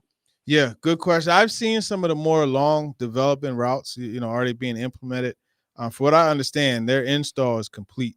Now, from week to week, you have different things that you may highlight, and those types of ideas or something that you're going to see as the schedule changes. So I think the core part of the offense is in, and that's, they know what they're going to do, but they'll kind of tweak it from there. And I think, you know, as you see Levis, because one thing that I found just in talking to some of these folks is that they're very open as far as like, okay, what do you like? What do you not like? You know, and I think Levis will continue to find himself as far as what he likes, and he'll be able to have more things put in and more things coming out. And I tell you another thing about the play calling, and Bo Hardigree was really good on this the other day on Tuesday, where I asked him just about, you know, trying to get Levis out of that mode of, hey, I got to force the ball to Ridley, or I got to get the ball to DeAndre Hopkins. He said that the play calling itself is an area in which they're going to work to, you know, keep Levis from being in that mode. And that's not to say that he's always in that mode, but it's going to be an opportunity to make him be more of a distributor and just throw to the open guy, which if you remember, that was something that all of the receivers, when AJ was here, Corey, Tajay Sharp, who was here today, all these guys, Jonnu Smith, they all love the fact that if you got open, Tannehill was going to get you the ball. And that's the same thing that they want from Will Levis. Texture says, TD, do the Titans have what it takes to beat the Bears, or is this going to be another disappointing season opener like last year versus the Saints? Yeah, I think they should beat the Bears. I think they have what it takes, absolutely. But look, let's not They had what pull it took punches. to beat the Saints. Yeah, they had. Yeah, I mean, didn't. a couple plays here and there, and that's how games typically go. But I think when you look at this Bears team, don't sleep on that defense. And if they could get up on the Bears early, I think that'd be good to put Caleb Williams and that offensive staff in kind of backpedal mode and try to get things done and press a little bit. They could definitely beat the Bears. I'm not going to say that they can't.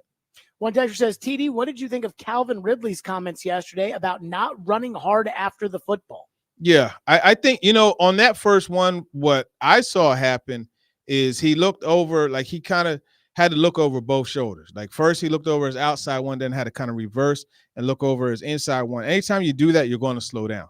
Now, the other one, I don't know exactly what happened. He said that, he needed to, run it down better. But Will Levis said he needed to put it on him. So I don't know. I would think in a game, just because of that adrenaline, I would think that they would make that completion. I would think Levis would throw a better ball and really would be able to go get it. I don't really make much of it. Sometimes you're just a little too honest, But the thing you also have to look at, like, it's hot, it's tired. That's towards the end of practice. I don't know. Maybe he didn't run it down as well as he felt he should have, but you can't have that, if that is the case. TD, somebody says, which player do you think will play Saturday that you are most excited to watch? So last week it was James Williams. I can't say I'll go one. If I could get one on offense and one on defense, I'll do that. The one on offense, David Martin Robinson, I can't stop talking about him. I had him on both before the first one, but the 253-man rosters I've done each of the last 2 Fridays, I've had him making the team. Oh, wow. Okay, good on you, because, I mean, you're definitely in tune with not only this coaching staff, but from what I understand, Seattle has been very impressed with him also. But, yeah, that's the guy on offense. And I think on defense is Jarvis Brownlee Jr. Anytime you could have a couple days of practice against a very good player like DK Metcalf, and him mention your name as a guy that earned his respect, I think that says a lot. So I want to see that carry over to Saturday. TD, great stuff as always. We will look forward to your breakdowns on Saturday, and we will talk to you next week. All right, for sure. Enjoy the game this weekend. Yep, TD joining us for the TD Power Hour as always, 615-737-1025.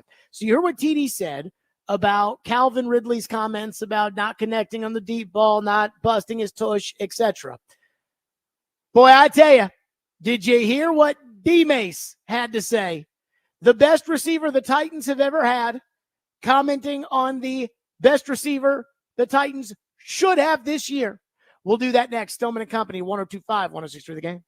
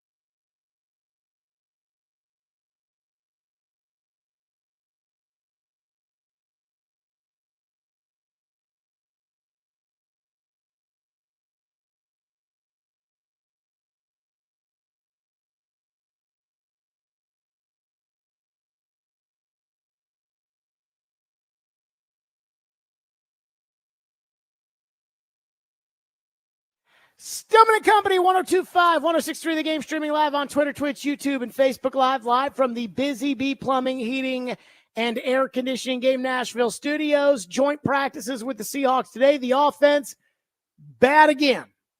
They were bad yesterday. They were bad again today. Does that mean they'll be bad during the season? I don't know. But it's not a good sign.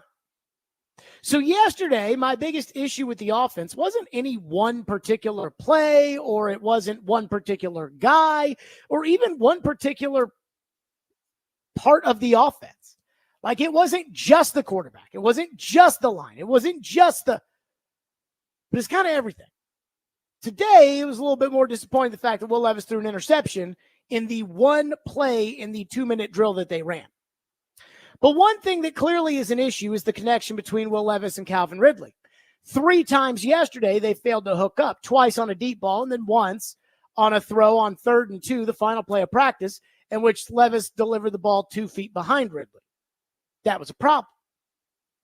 One of the passes, it seemed, was on the money, and I thought Ridley just kind of let up. I don't know what happened. Did he lose sight of the ball? I don't know what happened, but I mean, it looked like that would have been a touchdown, as he had beaten Tariq Woolen. And it's like, well, what happened there? And then the second one, Levis, I think, overthrew him. So Calvin Ridley was asked about it after practice yesterday, and here's what he said. Not that good today. Could be a little better, man. Just finishing the routes. Just it could be better. What happened? Talk us through the 2 deep balls. It looked like you were twisted up on both. Yeah, I got past the guy, but I'm like, I don't know.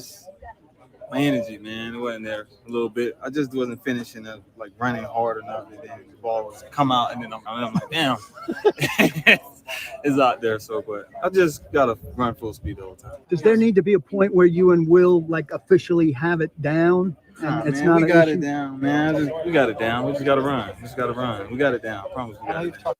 Okay. The big thing in there, my energy just wasn't there. I gotta run hard all the time.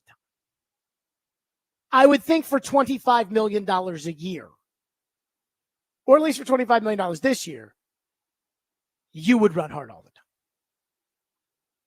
But I also, I don't know, it wasn't the biggest concern that I had, but I got in the car after practice today, and I was driving into the studio, and I heard D Mace, and he was not happy with Calvin Ridley's comments. Here's what he said.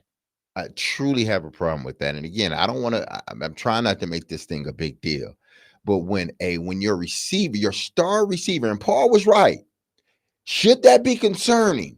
When your star receiver, who you just went out and paid a buttload of money, says, I wasn't running hard.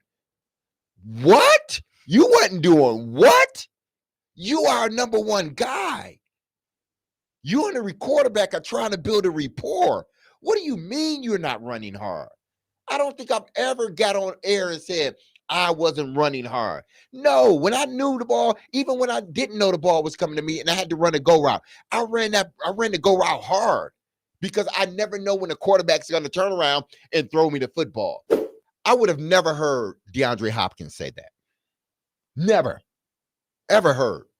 Even if he probably didn't run fast or hard, which I don't think he would. I think he goes full speed the minute he steps out there. But you don't hear those guys that are number 1 guys say things like that. Why? Because they don't do it. They go out there and they run hard. He does make a pretty good point. But I guess I'm a little torn. On one hand, I mean, Calvin Ridley needs to run hard on every rep. Like, this is your job. This is the NFL. This isn't Major League Baseball, where there are 162 games, and it's like, you know what? I could take today off, and I'll be ready to play tomorrow. That's not really how this works. And if you need to take the day off, then take the day off. Jamal Adams takes all the days off. L'Jarius Sneed, he takes all the days off. Take it off if you need the day off. But to sit there and say, yeah, I need to give more of a rat's ass, that's not a good look. When he is, I believe,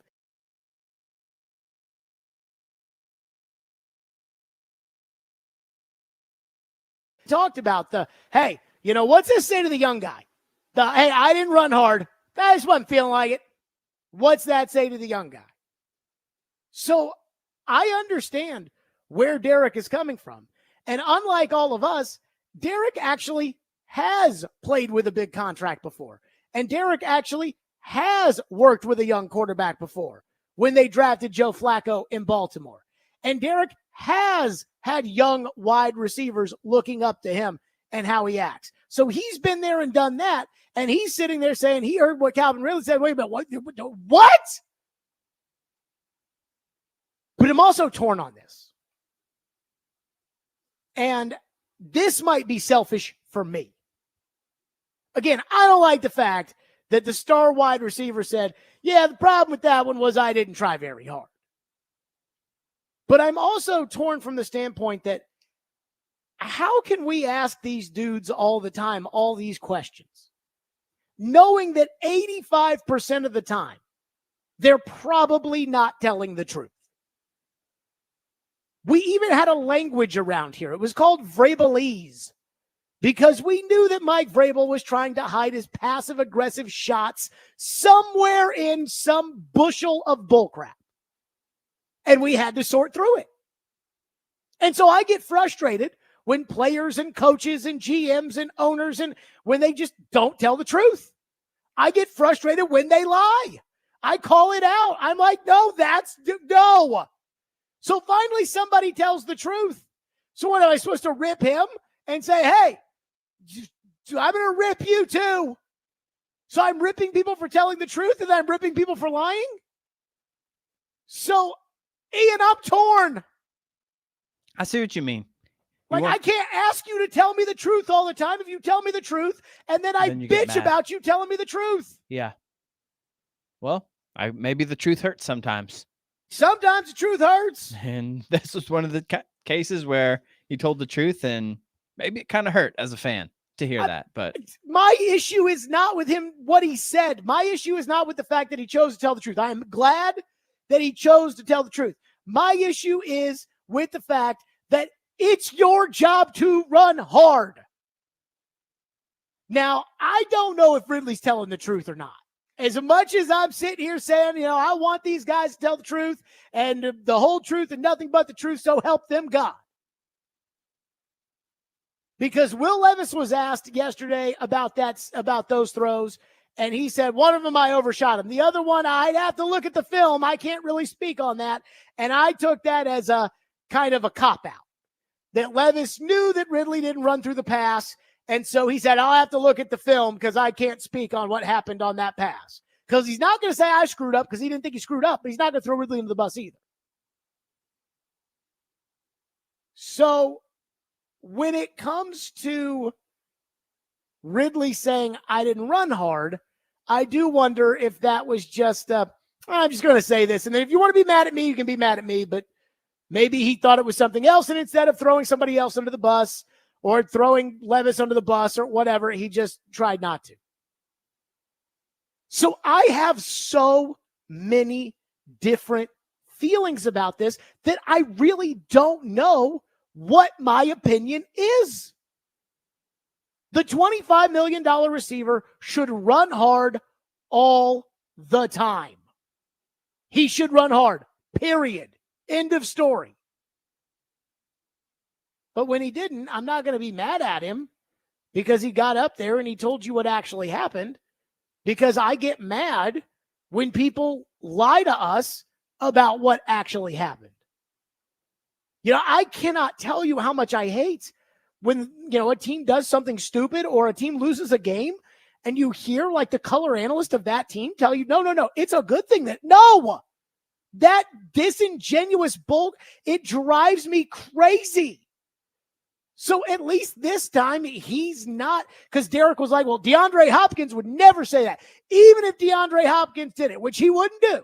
But even if he did it, he'd never say that. And I'm like, well, I don't want to say, hey, Calvin Ridley, you should have lied. I can't say that. Not when I'm begging these guys to tell the truth. So I understand what Derek's saying. And Derek's got the skins on the wall to be able to point the finger and say, unacceptable. But personally, I guess I'm at least glad that he told the truth. Because we got a lot of that around here right now where I feel like the Titans don't actually tell you the truth. But I would prefer that Calvin Ridley run hard. And let me just say this. And look, I think that practice is very important because I think that with any skill in life, the only way that you get better at something is by practicing, and then you'll fail at the beginning. But I think in all cases in life, I would hope that somebody would try their hardest. That's the way you get better faster. So if you're like, well, you don't have to practice, I don't take it like that. Because if that's the case, then we don't need any practice. Let's just play the games. But if this happens in a game, like if the reporters are at the locker after the game and they're saying, Calvin, you guys lost by 4 points, and in the 2-minute drill, Will Levis stuck a beautiful bomb out there and you didn't run hard. Why? And it's, yeah, I just didn't feel like running hard today. We're going to have problems. But for today, I'm just going to say, I'm just happy that he at least told the truth. If, in fact, he was telling the truth. But it is kind of bad to be the high-priced free agent pickup, especially with the baggage that Ridley has. Like, I know a lot of Titan fans pretend it didn't happen, but it did. And then to sit there and say, like, yeah, I just didn't run hard. Well, that's your job. So maybe you'd like to run hard in the future. 615-737-1025. Now, what I do have a problem with is what the coach said. We'll get to that next. Stillman and Company, 1025, 106 The Game.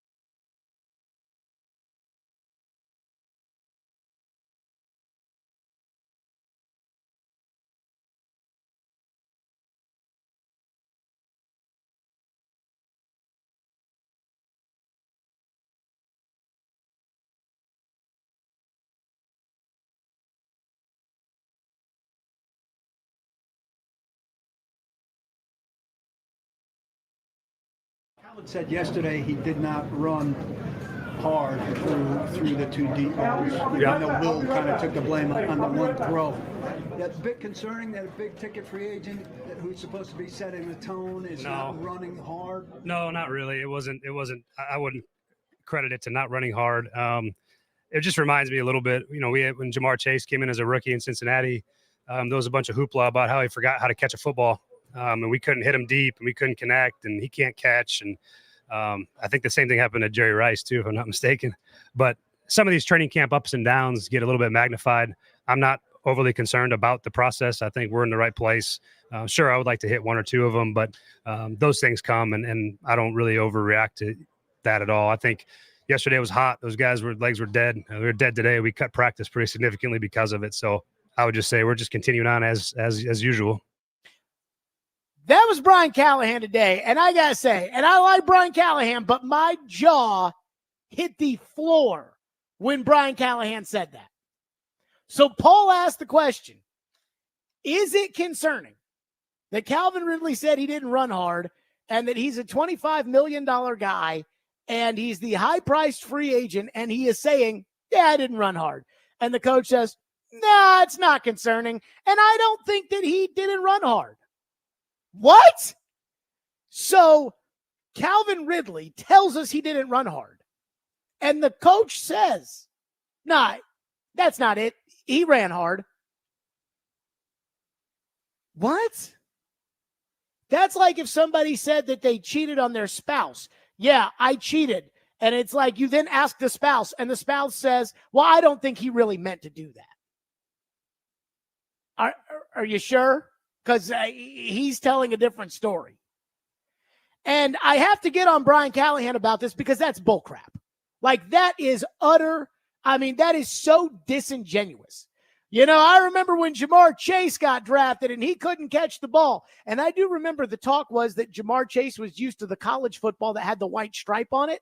And so without the white stripe, it was harder for him to see.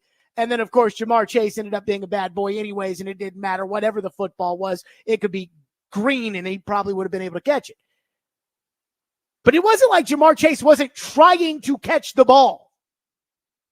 And so you're like, and I think that happened to Jerry Rice too.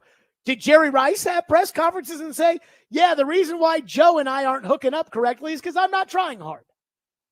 Because, I'm not a Jerry Rice aficionado, but I don't believe that that was what Jerry Rice would have said. So I'm sitting here thinking to myself, Ridley says he didn't run hard. That is a fact. Whether or not he ran hard, I guess that's up for debate. I saw it with my own two eyes. I wondered why he let up. So Ridley says he doesn't run hard. The coach is asked about, is he concerned? He says no, and then says he doesn't think that's what happened, and then equates this to something that has nothing to do with this. And I got to tell you, it's the one thing that I do worry about with Brian Callahan. And every time that a team has a coach and they fire the coach, if they have a buddy, friendly, let's all kiss and sing Kumbaya coach, they fire him and they want somebody tougher. They want somebody who will instill discipline onto that team. And when somebody's got a coach who's such a hard ass that it becomes obnoxious, they fire him and they hire a player's coach. And Mike Vrabel was such a hard ass that they fired him, I think in large part because he was an a-hole. They won't say it, but that's what I believe. They told Diana, he's coming back as our coach. We want him to be our Tomlin. We want him to be our Harbaugh. We believe in Mike Vrabel. Only to fire him and we find out, yeah, the owner was pissed when he did this, and the owner was pissed that he said that, and the owner was upset that he didn't clear it with her about this.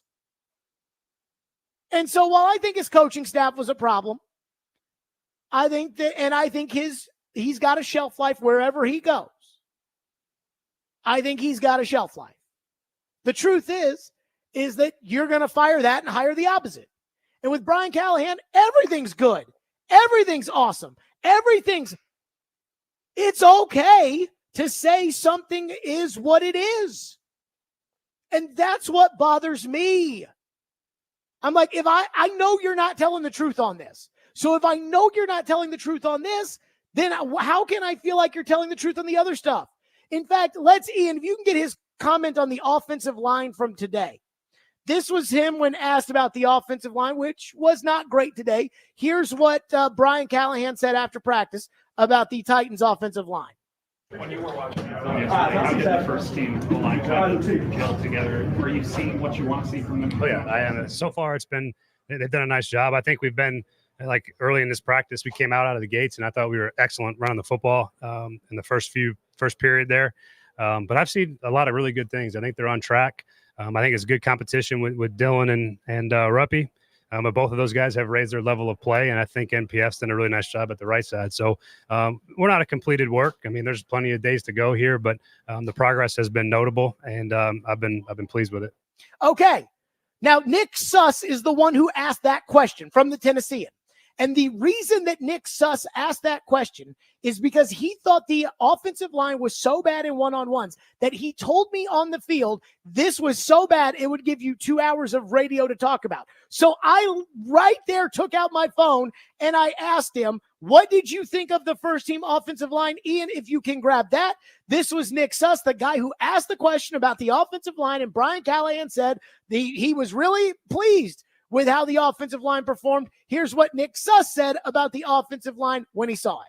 Suss, tell me what happened in the one-on-ones between the Titans offensive line and the Seahawks defensive line. It wasn't good for the Titans offensive line. I mean, there were periods where Skoronski looked pretty good against Jaron Reed, but I mean, Latham looked tired from the beginning.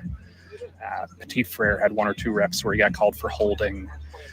Leonard Williams was unblockable. Byron Murphy might have been better. I don't know if it's a talent versus talent thing or if it was tired, but it did not look good. On a scale of 1 to 10, with 10 being the worst it could be, with 10 being Andre Dillard versus Arden Key, how bad was it? 7. So are you telling me the truth?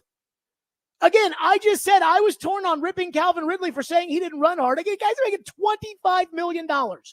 And I'm saying, I don't know if I want to rip him because he did tell the truth. And thank God somebody told the truth. And then the coach comes up. Kaharski says, he said he wasn't running hard. I don't think it was that. What? What? No.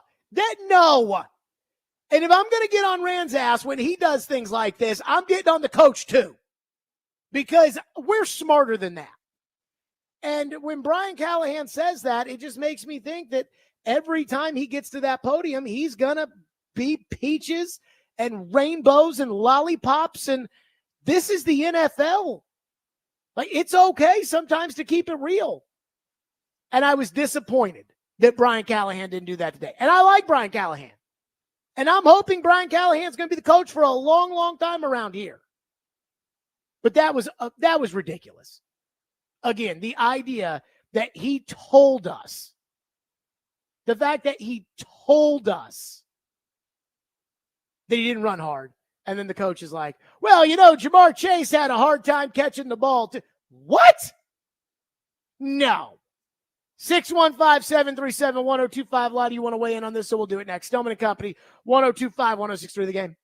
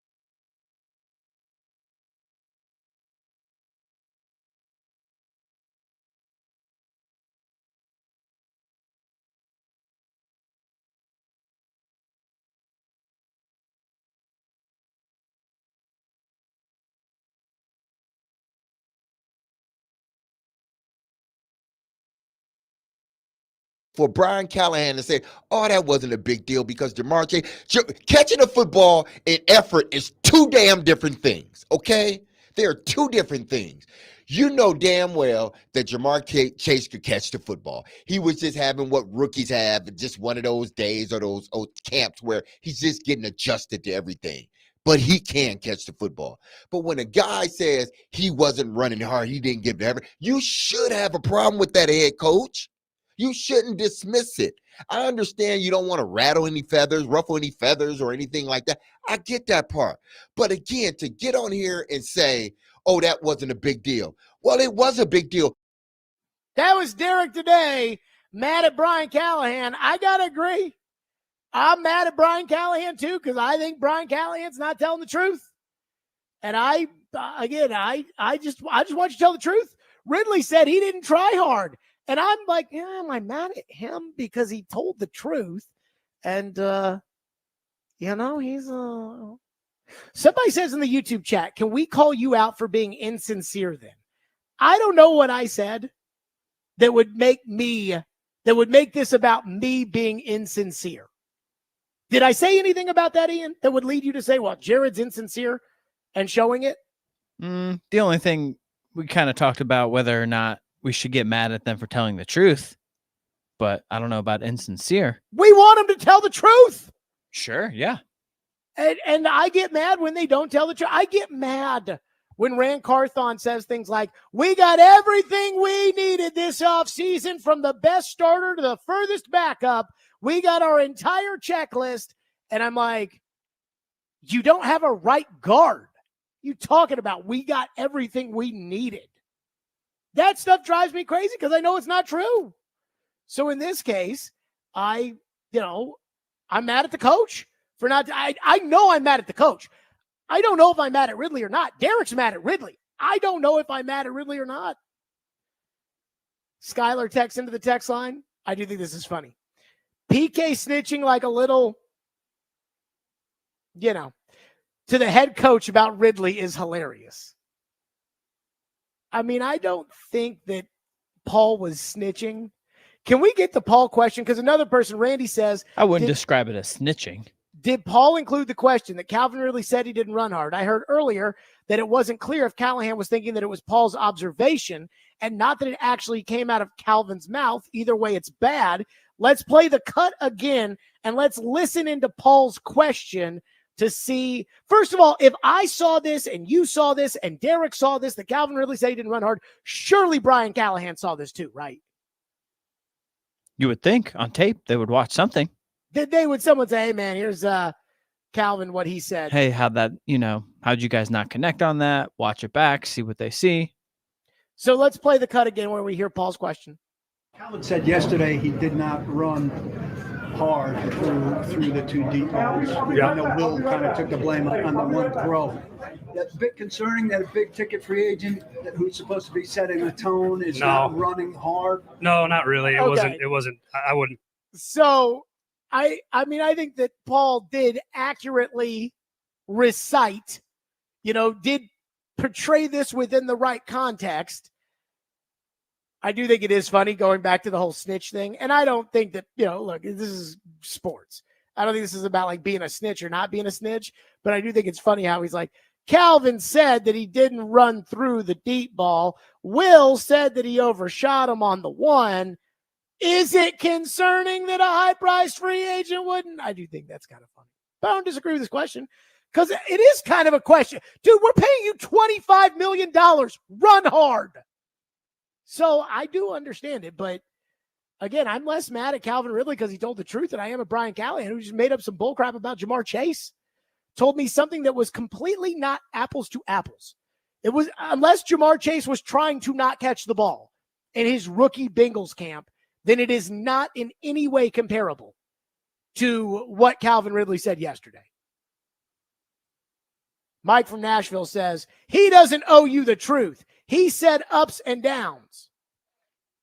I mean, I think he kind of does owe us the truth. If he doesn't owe us the truth, then what's the point of him standing up there at the podium and taking questions? Like when you go to the witness stand in a trial. So a buddy of mine is in like some massive civil case right now. in federal court. And he was talking to me about it yesterday. I actually can't say this, Ian, because I have been sued before. Oh, be careful. Because I have technically been sued before. Now, I was like the 11th person on a thing that got dismissed, and it really, was a waste of $9,000. But I haven't like been the target of being sued, and it hasn't ended up in federal court, and it hasn't been like a big deal. But so one of my buddies is involved in something like that, and let's hope that doesn't end up being me one day. But he was telling me that he's like, the depositions and everything else and the mock trials, and they're like, the one thing they're trying to do is they're trying to catch you up in a lie. That's the one thing they're trying to do. Because they can then present it to the jury that this person is not trustworthy, and that's why they'll ask you, did you score a goal in your senior year soccer game kind of thing? Oh, we actually looked it up, and you didn't score a goal. You assisted on a goal. That kind of thing. And so I do think about these press conferences, and I'm like, that's what those are. Those are depositions. You're getting up in front of the fans and the media, and you're being asked, and then everybody has to judge. The jury has to decide whether or not you tell the truth. That's why when Rand Carthon makes up something crazy, and he says it, and I don't think that's the truth, and I bring it up, people get mad. If it was so obvious that, no, Jared's just making something up, then people would be mad about that. But instead, they're mad about me saying what they know is not true and saying, Jared, you just do it because you hate Rand. No, I do it because I like people who tell the truth. So that's what these are.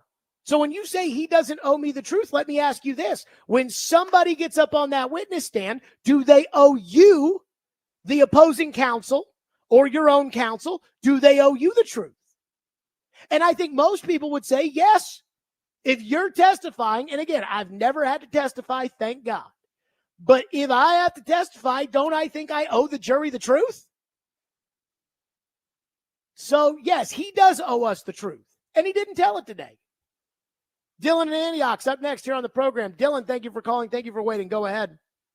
Hey, Jared. Yeah, I'm trying not to be prisoner of the moment or anything, but, I'm starting to wonder about Coach Callahan and just his demeanor and delivery. I just feel like there's a lot of excuse making with the tired legs and, we cut practice short because it's hot. It's like, well, yeah, it's hot. It's like Seattle literally flew across the country for 2 days of joint practice. I get the vibe, I don't know if you do, I get the vibe they did not get a whole lot done in these 2 days. Maybe that's wrong, but maybe I've been listening to Vrabel too much because Vrabel, he would just answer questions like a jerk or whatever. But the way Callahan comes across, it's kind of like, I don't know. I may change my mind in a week, but I just want to get your take on that. I just feel like there's a lot of excuse making, and it kind of rubs me the wrong way. But so I like Brian Callahan. Thank you for your call, Dylan. I like Brian Callahan, but let me say this, and I'm glad you brought this up, because both Calvin Ridley and Brian Callahan made this excuse, and I don't want to hear it. Well, it was hot. It's football. I know it's hot. And guess what? When you go to Green Bay in December, it's going to snow. Yeah, I mean, like that. Who cares? Well, it snowed, and we didn't wear the right cleats, and our quarterback has 8-inch hands, and right. So figure it out. It's hot. You think it's going to be hot week 1 in Chicago? You think week 2 against the Jets, it's going to be hot? It's always hot in September in Nashville. So it's hot in August. Well, it's hot. It's hot. That's the excuse. Well, it was hot out there, so I didn't feel like practicing my hardest. I don't give a rat's ass if it was hot. I mean, goodness gracious. Well, we were practicing hard, and so that's why okay, then take another off day. L'Jarius Sneed gets plenty of them. Jamal Adams gets plenty off days. So take an off day. Steve says, are you doing your show outside? It's boiling right now. No, I'm not doing my show outside. But there are plenty of times that we do our show outside when it is hot, and we still do it. We've done shows in the rain. Because that's the job. It's hot. Tommy says it's 75 in Seattle. They're not complaining about our heat. Well, we don't know because we're not listening to what Seattle has to say. At least I'm not. I haven't heard a single Seattle press conference. I mean, it was smoking out there today. But this is football.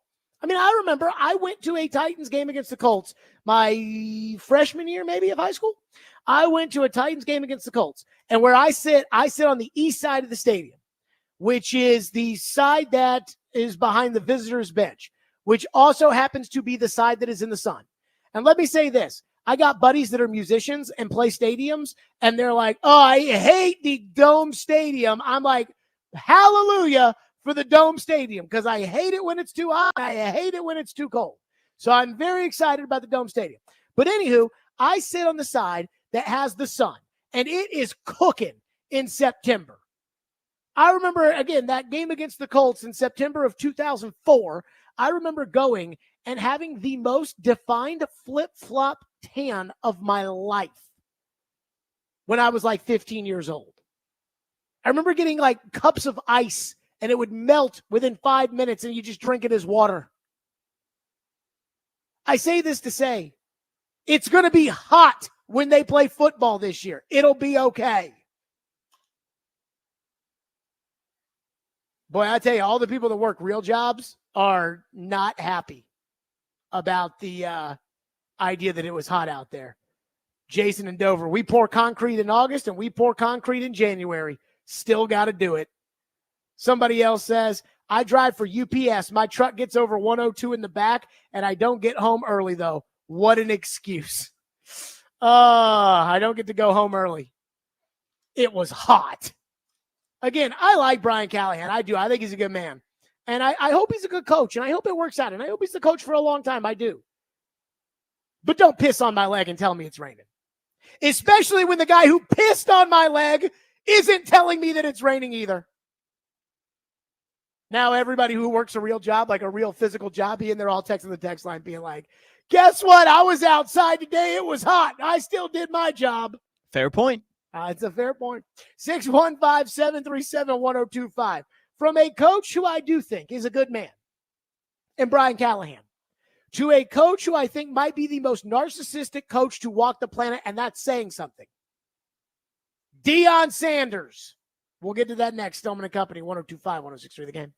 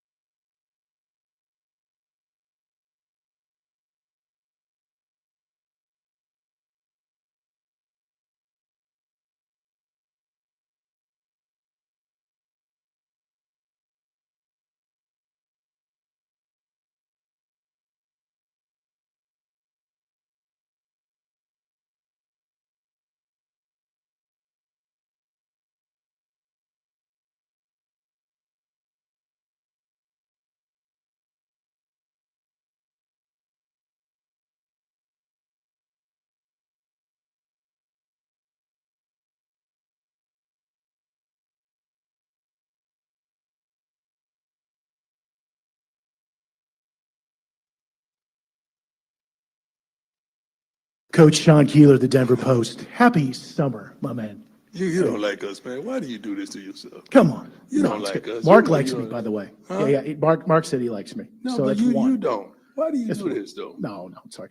Two-parter if I could. No, I'm Football serious. Why do question. you do this? Like, you know you don't. Like, why do you do No, this? it's not about that. Football question. Football question. Why do you do this? Like, it would be hard for me to really engage in someone I don't like or something I don't like.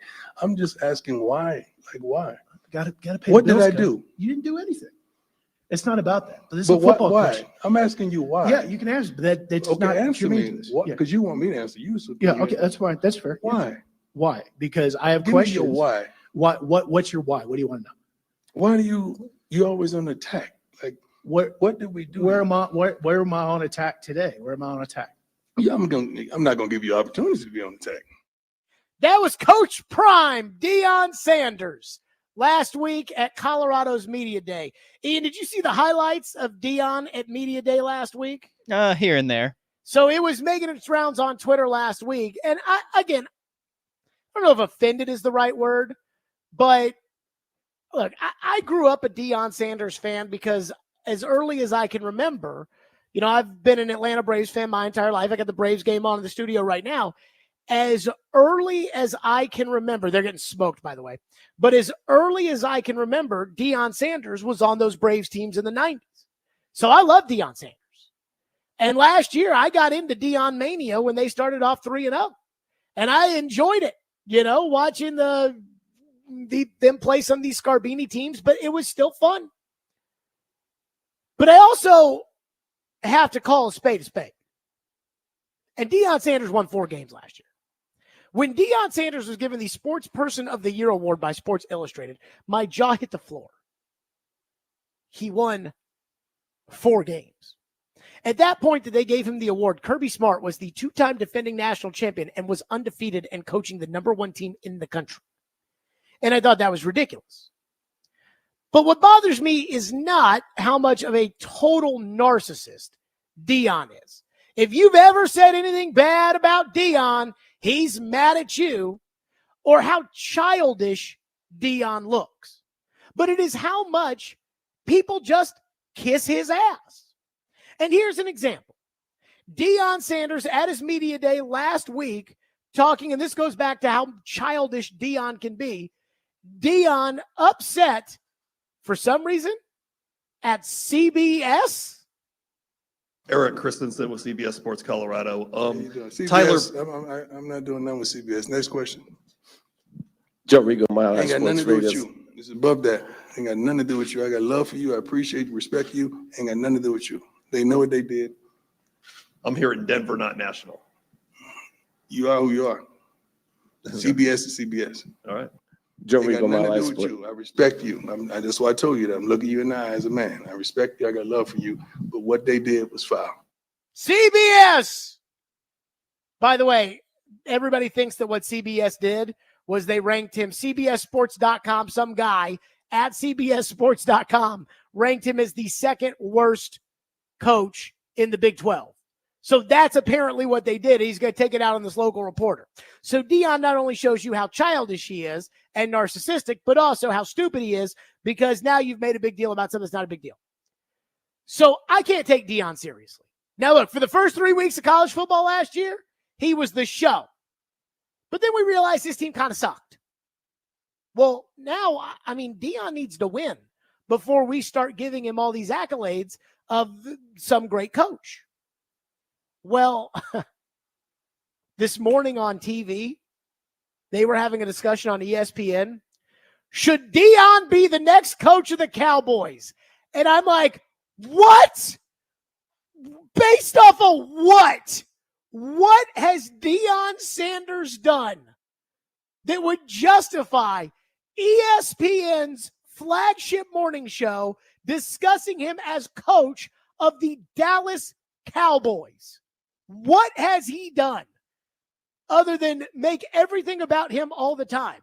Well, Jared, he won some games at Jackson State. Right.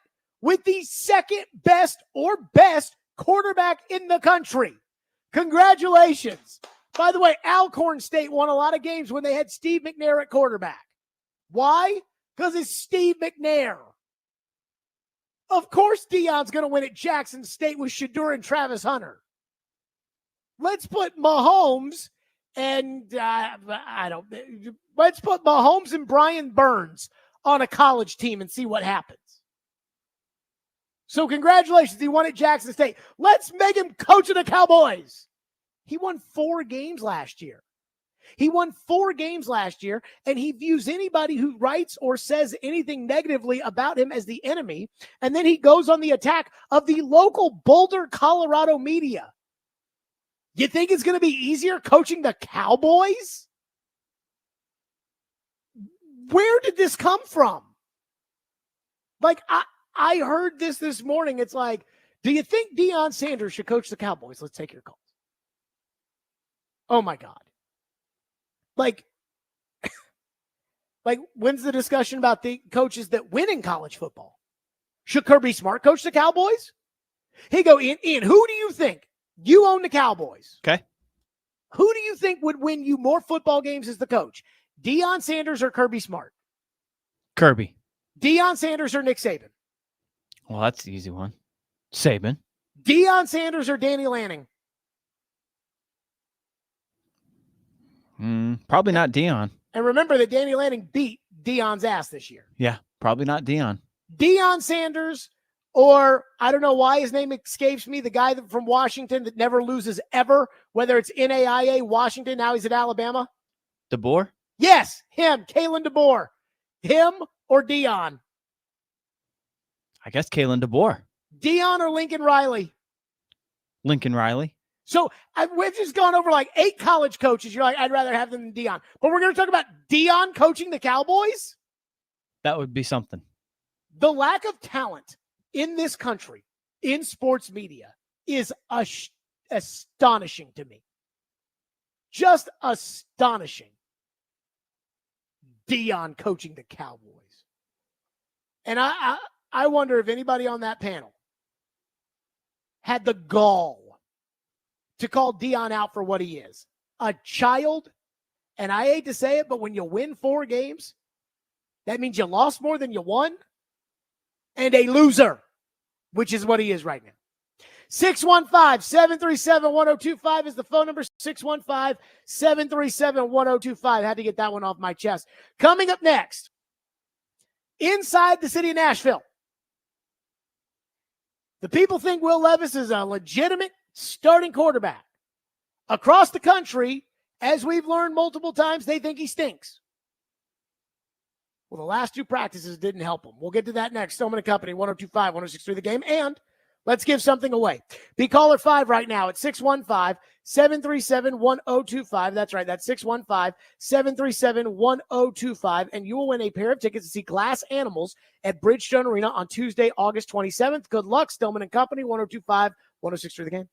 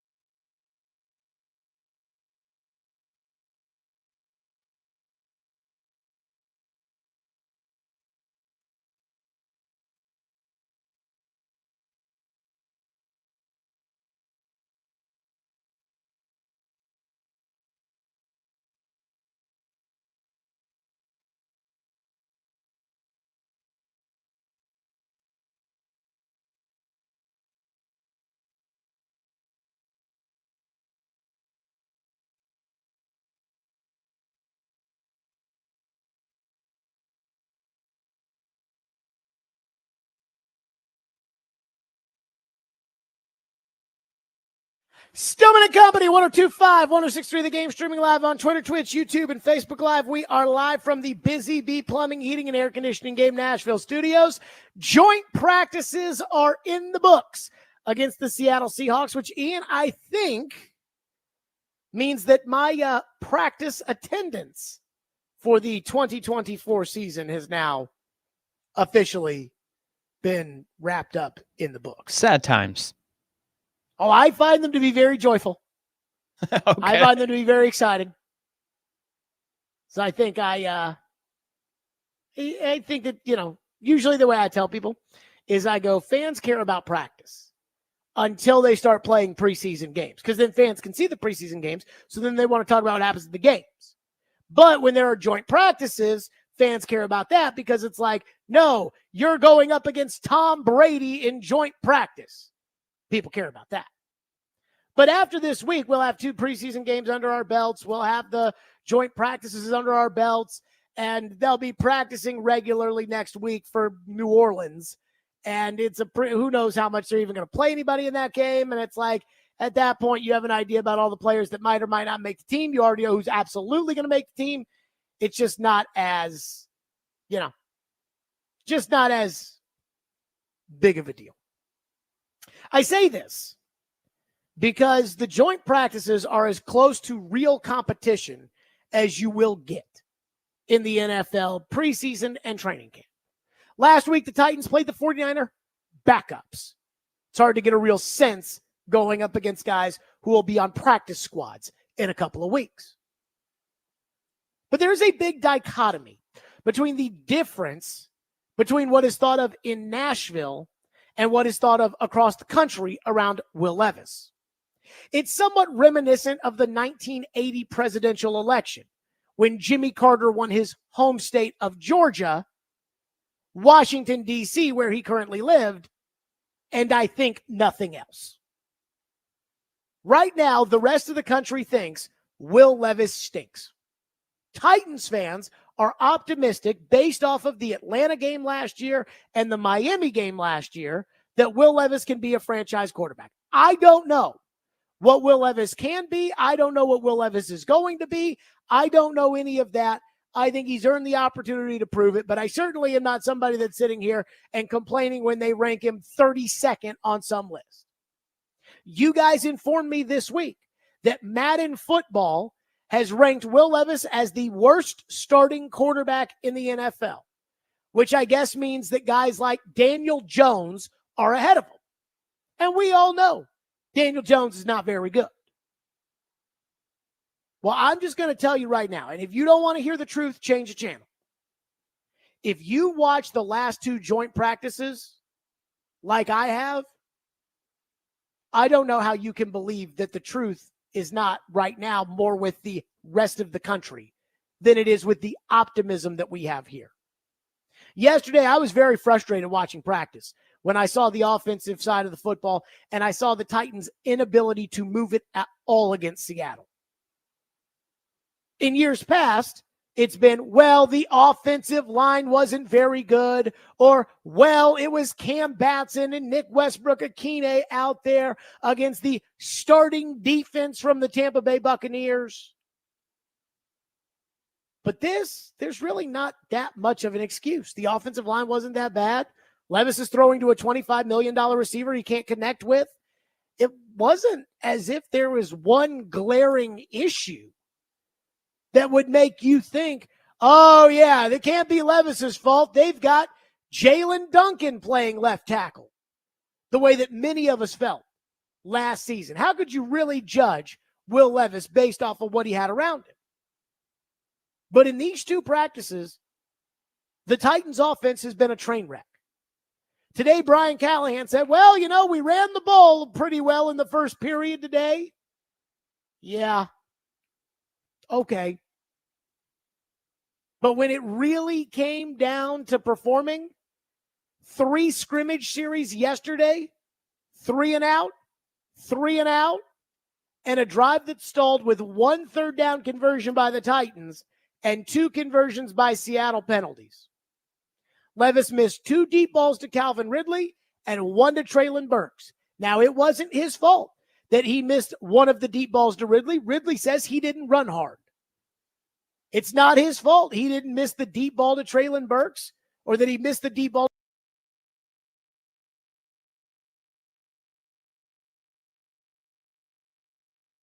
It's always the quarterback's fault.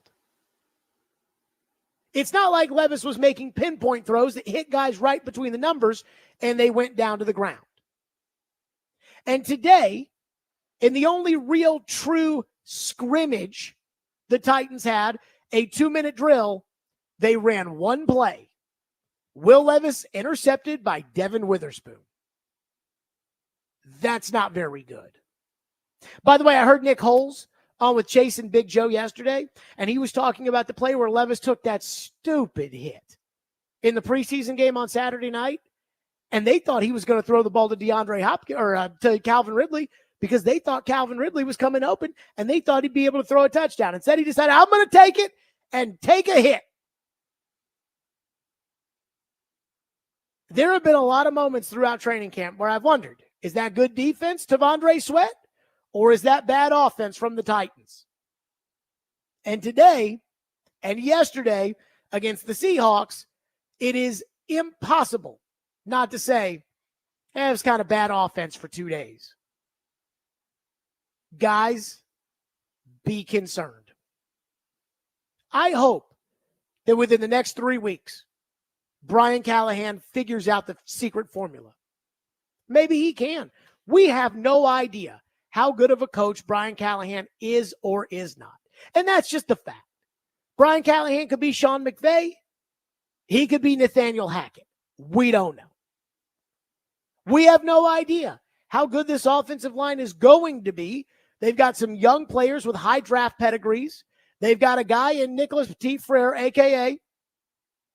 PT. They've got PT who should be good because of his size and natural ability. Now, he's not good, but he should be. And maybe Bill Callahan can coach him up. He's got a $25 million receiver. He's got another receiver who's going to go to the Hall of Fame who's out right now. And he's got a very productive slot receiver as well. And they've got 2 running backs. And maybe Brian Callahan decides we're going to run the football this year. I don't know.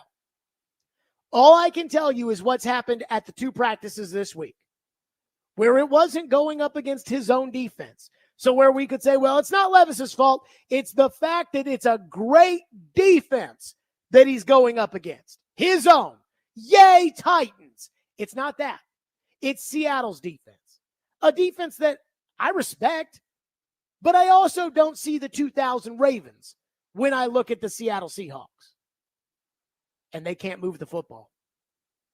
2-minute drill, 1:10 to go, and on the first play, he just throws the ball right to the other team. I really thought, I was hopeful even. And I'm fine with the consequences. You throw an interception on the first play, get off the field. That's it. That's the only taste we have in our mouths. You know, this doesn't have to be Little League where it's like, well, everybody gets a hit. Everybody gets on base. But I really thought, because it was one play, I thought there was a chance Brian Callahan was going to blow the whistle after the interception and was going to say, all right, hey, put the ones back out there and let's get another series in here just because we need the reps.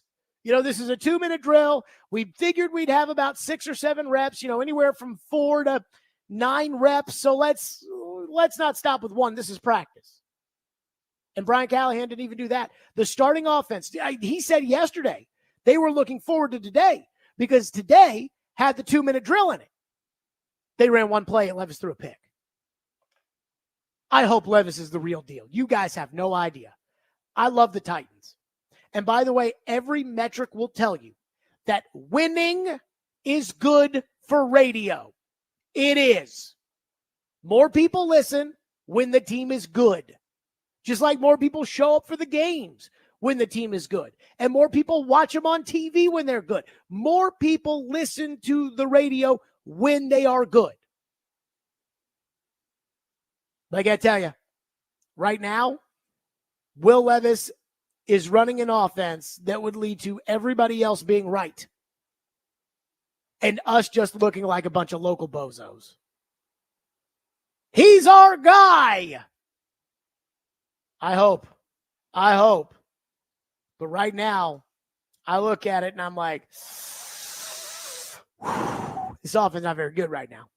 And again, all I can tell you about is right now. Can't tell you about the future, but I can tell you about right now.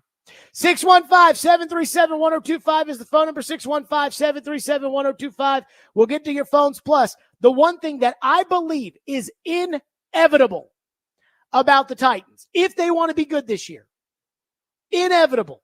And I think Brian Callahan knows it too. I hope he does. But boy, the Twitter army that wants to be Kurt Warner's Rams, they're not going to like it very much. We'll get to that coming up next here on the program. Let's talk about White Bison. I love White Bison. You should love White Bison too. White Bison is your local coffee shop with specialty coffee and so much more. Explore their selection of premium coffee blends, refreshing iced drinks, food featuring fresh-made premium breakfast, snack, and lunch options. Download their app and join the White Bison Rewards program today, where you can place orders on the go anytime, get rewards, and earn free coffee.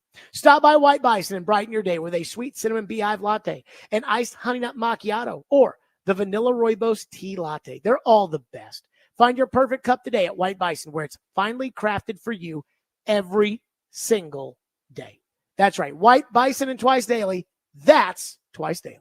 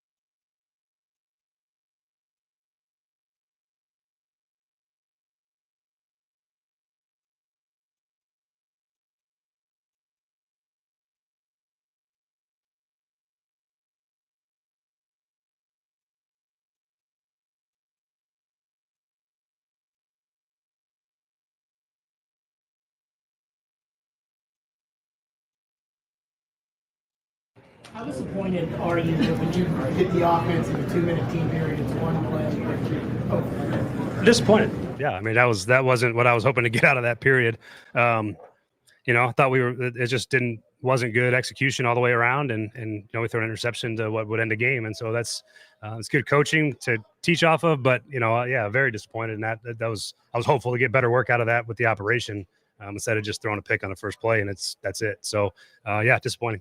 Do you feel like there's time to work on those things now that the joint practices are behind you, or are you worried that right now that might be what the team is?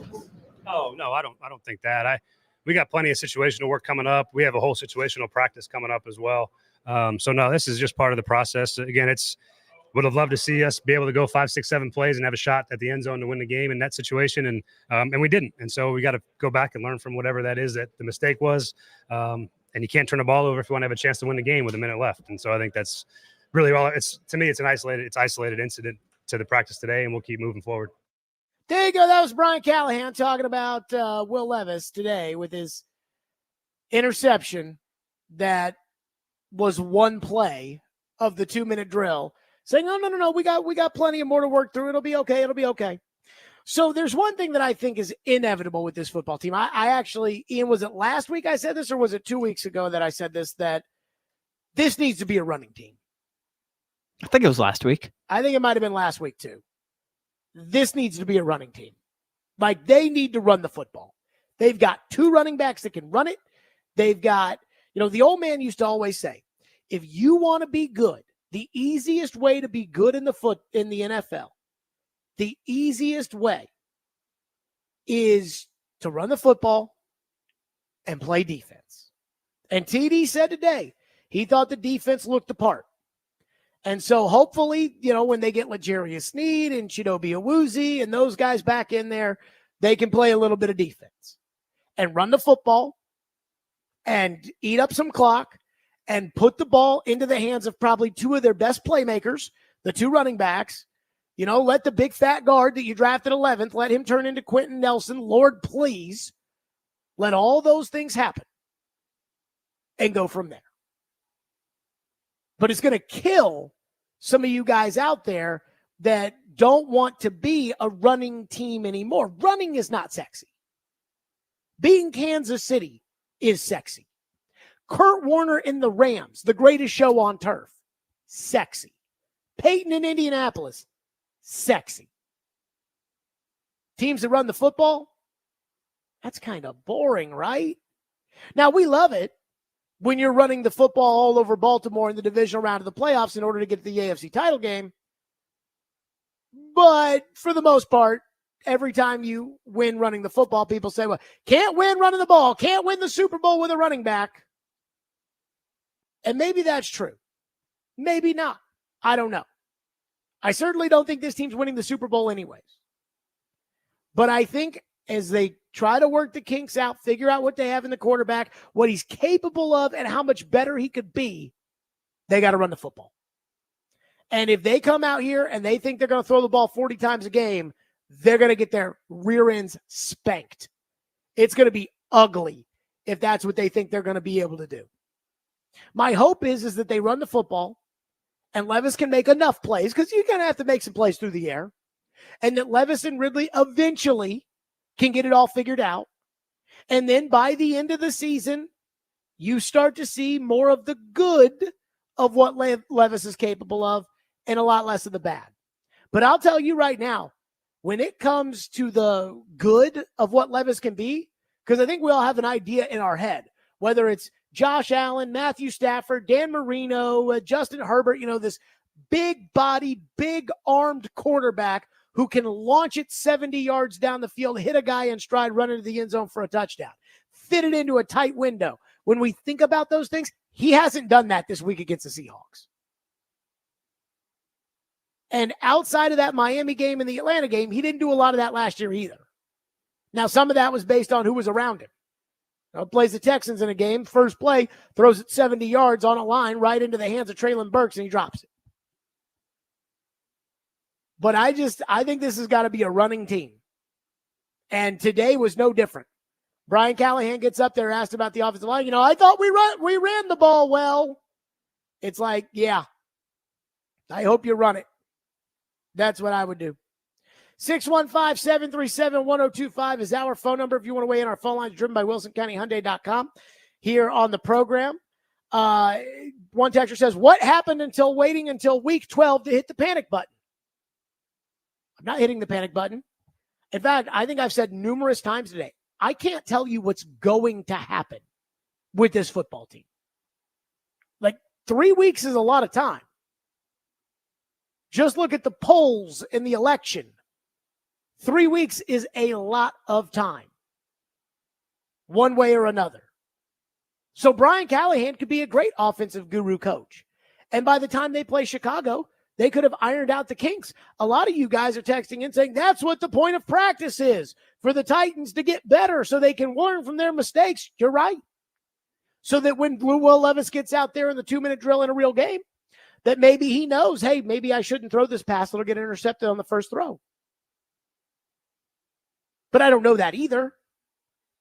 So what I'm not doing is I'm not making a declaration for the season.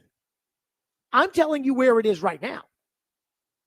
And where it is right now is they're not very good on offense. And their young quarterback doesn't look very good on offense either. Gunner says, remember what you've said continuously. The offense may not be good early. The defense will carry them early, much like Houston's did last year. The offense is going to take time because it's all new. Agreed. But I know you guys, and I see what you guys say right now. When the Titans signed Calvin Ridley, it wasn't, all right, this will be great in December when we're out of the playoff race and we're trying just to get the young quarterback better. This is a great move for 2025. I heard some guy on Robbie and Joe today say the basement for the Titans was 8 wins. I heard that and I was like, 8 wins is the basement. Ian, what was your expectation again for the season? It was 4 wins. 4 wins. Yeah, that might be the basement. And I think that is a fair basement. 8? Like 8 is the basement of wins for Buffalo this year. 8. You won 6 last year with Derrick Henry and a veteran quarterback. What are you talking about? 8 wins. The basement. The ceiling is 10. The basement is 8. Vegas says you're a 6-win team. So, yeah, it'll take time. But to me, I think it is inevitable they're going to have to run the football this year. Inevitable. Kyle in Shelbyville says Tony Pollard will have more all-purpose yards than Derrick Henry this season. We all love Henry, but Pollard will carry this team early in the season. I do think that Pollard is going to be the lead guy, and I do think Pollard might be the best single player with the ball in his hands on offense. But no duh, Tony Pollard should have more all-purpose yards than Derrick Henry. Derrick Henry plays on a team with Lamar Jackson. They're not trying to throw the ball to Derrick out of the backfield, folks. They're trying to make you fear Derrick Henry so that when Lamar takes off with it, you're worried about Derrick and Lamar runs into the end zone for a touchdown. Or when you're worried about Lamar, he hands off to Derrick and Derrick runs it up the middle into the end zone for a touchdown. So I think you're right. Tony Pollard's going to have more all-purpose yards, but also let's not remember Derrick Henry's not splitting time at running back. But I don't expect Derrick to catch the ball out of the backfield a lot in Baltimore one way or another. 615-737-1025. Normally, whenever I say something, whenever I point something out that a Titans player, coach, executive says, unless they're headed for a firing, unless it's Ken Wisenhunt in the middle of his horrific stint as Titans coach, usually the fans side with the player, the coach, the executive.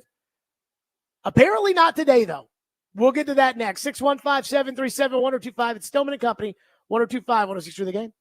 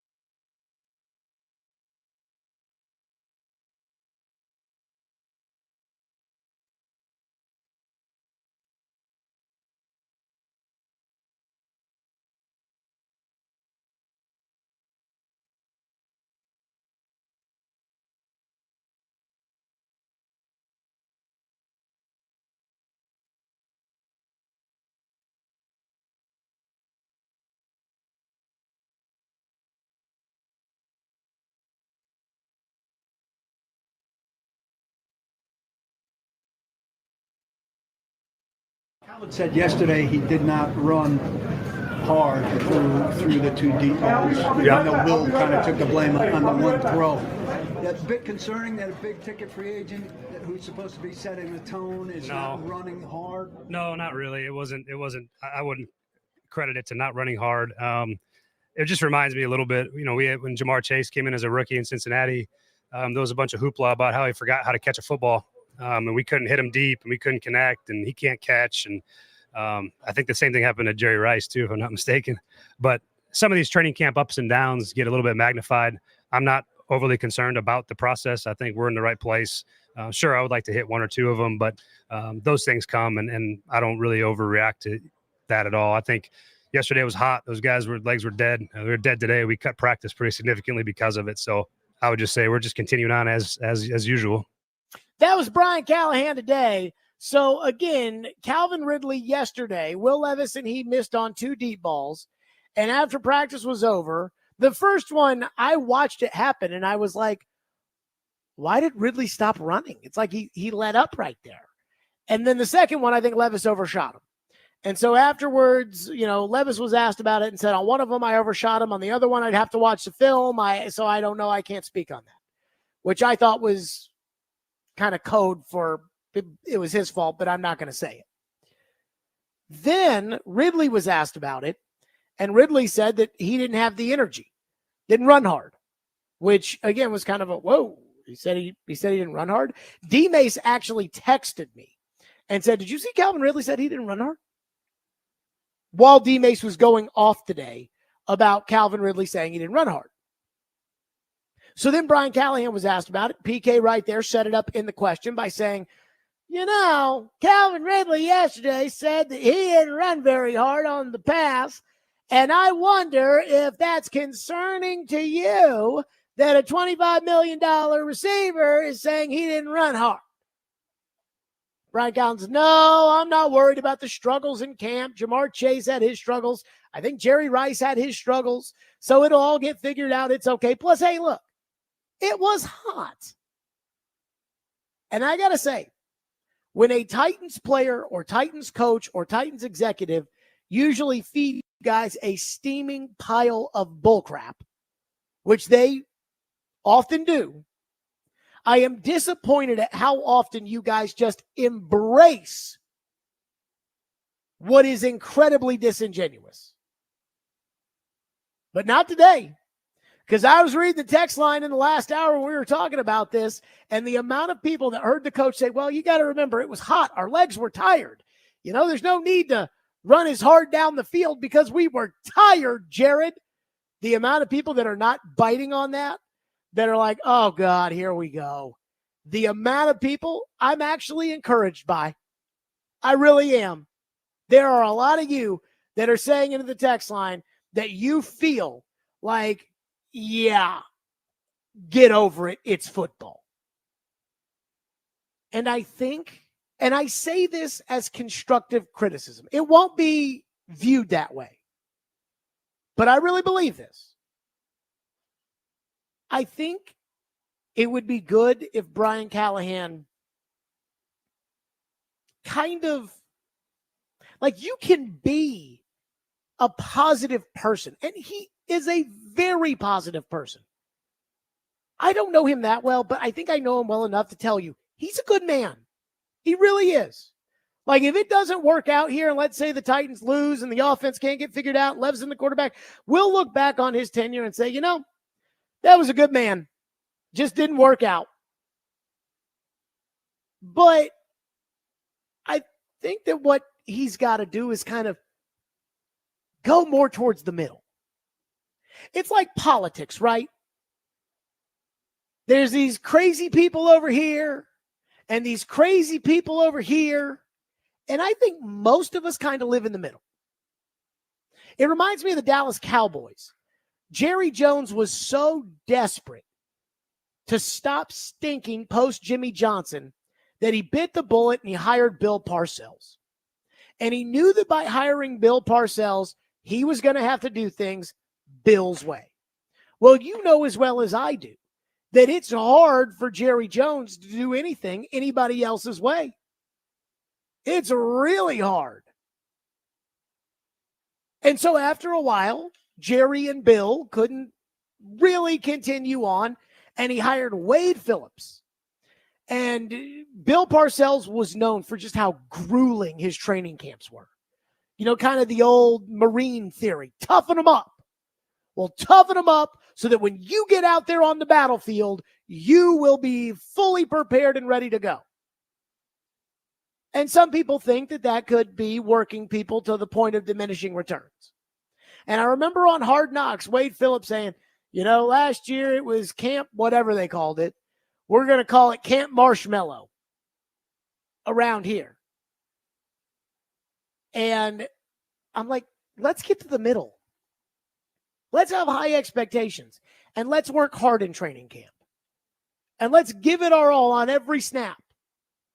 And let's try to get better. And let's tell it like it is. Not every day has to be a fight with the local media. Not every day has to be Mike Vrabel of, L'Jarius Sneed has missed the last 17 practices. Why? That's classified information. It doesn't have to be that way. But let's also tell it like it is. Let's not get out in front of the fans and say, well, you know, the reason why he didn't run hard, we didn't complete that pass was because it's hot. Not because he didn't run hard, even though he said he didn't run hard. It's because it's hot. And I appreciate that a lot of you are not sitting there saying, no, I don't buy this. That it's not, Jared, he said it was hot. I was so, Ian, honest to God, I was expecting that. It was hot out there. I was expecting that. He said it was hot. They can't play hard all the time. It's practice, Jared. It's like, yeah, but. Got to build up that conditioning. Yeah, but. Don't want to, exert yourself too much in practice, put you at risk for the games.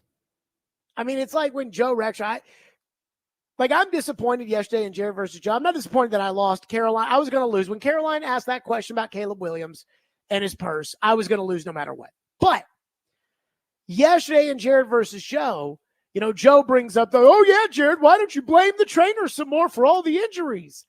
And that's not what I believe. What I believe is that if we're going to blame the turf, which the Titans did 2 years ago for all the injuries they've had, and they go out and they get that new coconut turf. And then if you're going to blame the head coach, saying that his practices are too hard and the way he works them, it's too hard, so let's go get a new coach. At some point, shouldn't the medical staff come under review too? Shouldn't we wonder if we've got the right doctors? If I owned the team, I would want to make sure that I have the right doctors and the right trainers. By the way, Floyd Reese took over the Oilers. Guess what he did? He fired all the trainers and went out and paid top dollar for new ones. It mattered to him.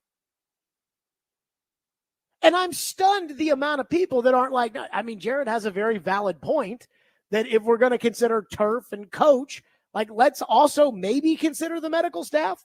The same medical staff that gave the thumbs up on Caleb Farley and gave the thumbs up on Julio Jones. Maybe let's consider it a little bit. But no, because we want to take the bull crap, because it makes us feel better about ourselves. It was Vrabel's fault. He's not here anymore. It's easy to do that. But on this, no. Fans aren't happy with the coach when he's saying, oh, no, hey, Jerry Rice had his struggles and Jamar Chase had his struggles and it's okay, it's fine. No. One texter says, I couldn't believe how soft it sounded when the coach Cupcake said they were tired and hot.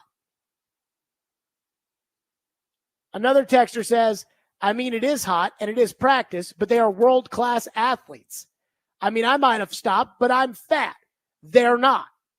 I mean, again, when Derek says, and this is where I don't believe that just because somebody played the game, and I do value Derek having played the game and Chris having played the game and things like that, but I don't just take somebody who played the game's word as gospel.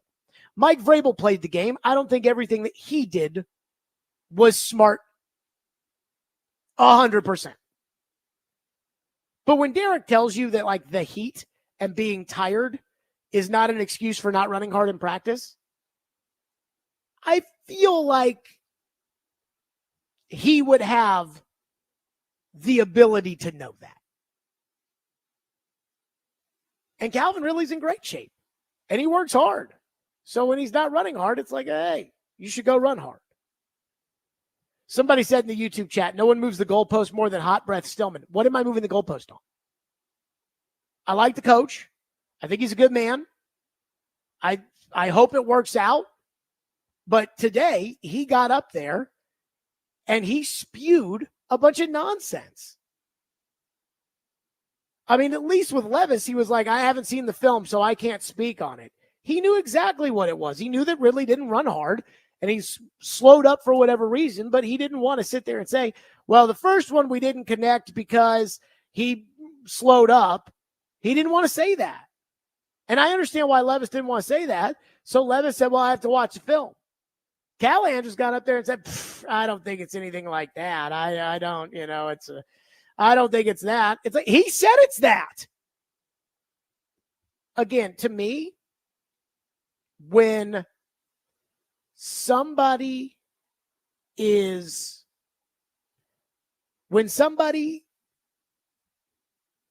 telling us something that is so obviously not true, it disappoints me because it makes it hard to believe other things that you say.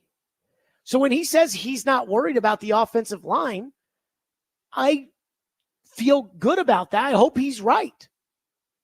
But then when you say, no, Calvin Ridley did run hard, when Calvin Ridley didn't run hard, and Calvin Ridley's the one who said he didn't run hard, then it's hard for me to listen to the other things that you say. One texter says, doesn't sound like something Nick Saban would say. Agreed. Another texter says, hey, Jared, how long before we just let players play games with minimal practice? Indoor practice facilities with temperature-controlled environments, all dome stadiums? It never, ever ends. Well, here's what I'll say. The NFL did a 180 on the toughness of practice when an offensive lineman with the Minnesota Vikings by the name of Corey Stringer died of heat stroke, I believe in 2002. And the NFL got sued for a buttload of money, and so did the Vikings. And right then and there, the NFL changed their procedures where it was like, no, this is not going to be Paris Island, right? This is not the Marines. We want water stations all over the place. Not, you earn a water break. We're not doing that. And I'm fine with that. But if you need to come out because of a medical, come out because of a medical thing. But when you're out there on the practice field, I mean, the expectation is you're going to play hard. Not, it was hot. I mean, it's hot for all these baseball teams that are out there playing. And they have to play every single day. It's like, well, it was hot, so I just decided not to run out to first base. Well, it was hot, so I just decided to take called strike 3 with the bases loaded in the 9th inning. One texter says, your coverage is 98% negative, and you're telling the coach to come to the middle. No, I'm telling the coach to tell it like it is. You don't have to be a total a-hole all the time, like the last coach, but you don't also have to be positive Peter all the time either. It can come to the middle. I think the Predators are a great example of this. They've kind of gone through the Goldilocks of coaching. Peter Laviolette, real a-hole. And I love Peter with all my heart. And I think the reason that he and I got along so well was because we could look at each other and be like, hey, screw you for saying that. And he could feel the same way to me. I had a lot of respect for that man. I think he's got a lot of respect for me. But as is with those kind of personalities like Vrabel, like Peter, they run its course. So then the Predators went out and got a guy who literally went to the podium after they gave up 7 goals in a period and said, well, if we didn't give up 7 goals in that period, we would have won the game. Oh, my God. Everything was good with that guy. Oh, no, yeah, we got swept by Colorado, but we're right there with them. Okay. And now they have a coach who, for the most part, tells it like it is. When he's not happy, he lets you know. Says, no, we're not going to Vegas to go see you two because I'm mad about the way you guys are playing. That's the way it should be. So that's all I'm asking for Brian Callahan is like, dude, you don't have to just make that up.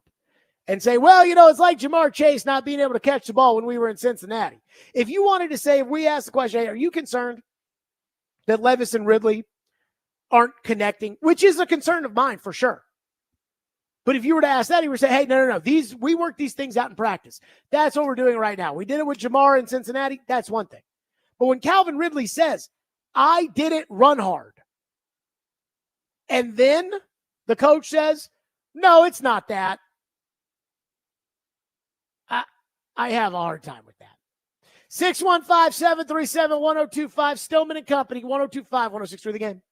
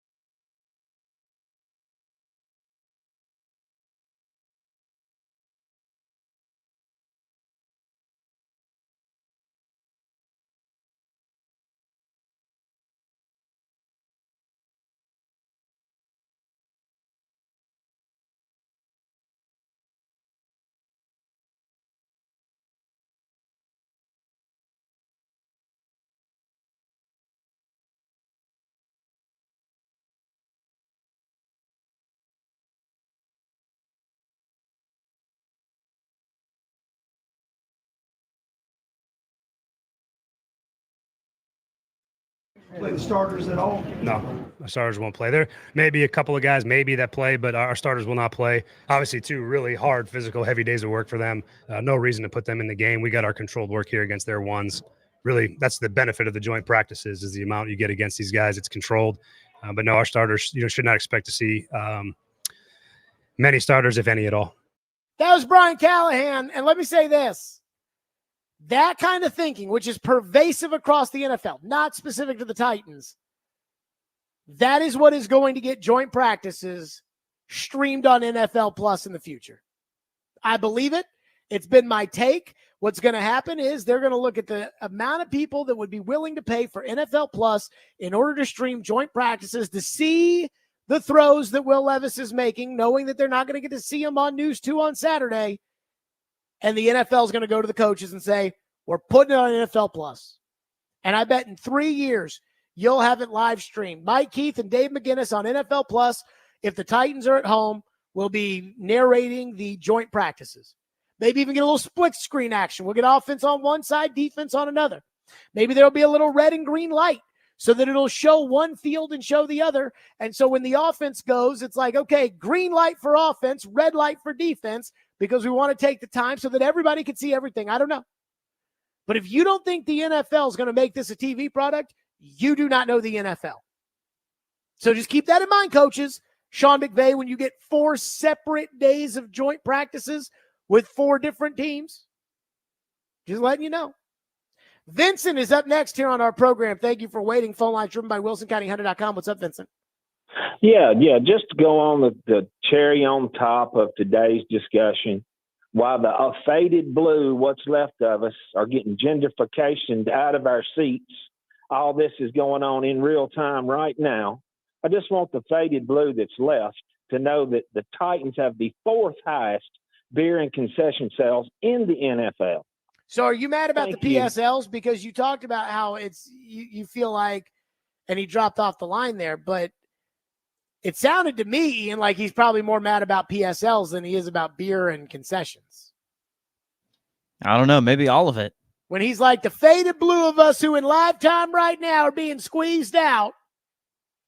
It's expensive to get in. It's expensive to go. Sure. So here's my theory on the whole PSL thing. Now, they've said that I think 40% of the PSLs are under $3,000 or something like that. Don't quote me directly, but it was in a press release I read like 6 months ago. Now, they haven't rolled those out yet. They've rolled out the expensive PSLs, but they haven't rolled those out yet. Just wait a couple of years. If you don't buy a PSL for the first season, I guarantee you, unless Will Levis is Mahomes, that things will come back to normal after about a year. After the newness of the new stadium wears off, if this team's not contending for the Super Bowl, I think that it'll get back to normal. Now, as far as the beer and concession prices and everything else, I couldn't tell you that. Remember that the tax is built into that. We do have a high state sales tax because we have no state income tax. Maybe that's part of it. I don't know. But I will say this. I think the food at Nissan Stadium sucks. Like, and I sit in the club level, and the club level should be better. I don't think it is. In fact, I really don't think there's anything good about the club level at Nissan Stadium other than the fact that it's inside. You know, they say the new Nissan Stadium will be better, but I think the concessions could be 1,000 times better. That's my beef, not the prices, but that's just me. That's it for us. We are out of here. Fireball Hot Take Friday starts tomorrow at 2. Stillman and Company. We will see you then. ESPN Radio coming up next. 102.5, 106.3 The Game.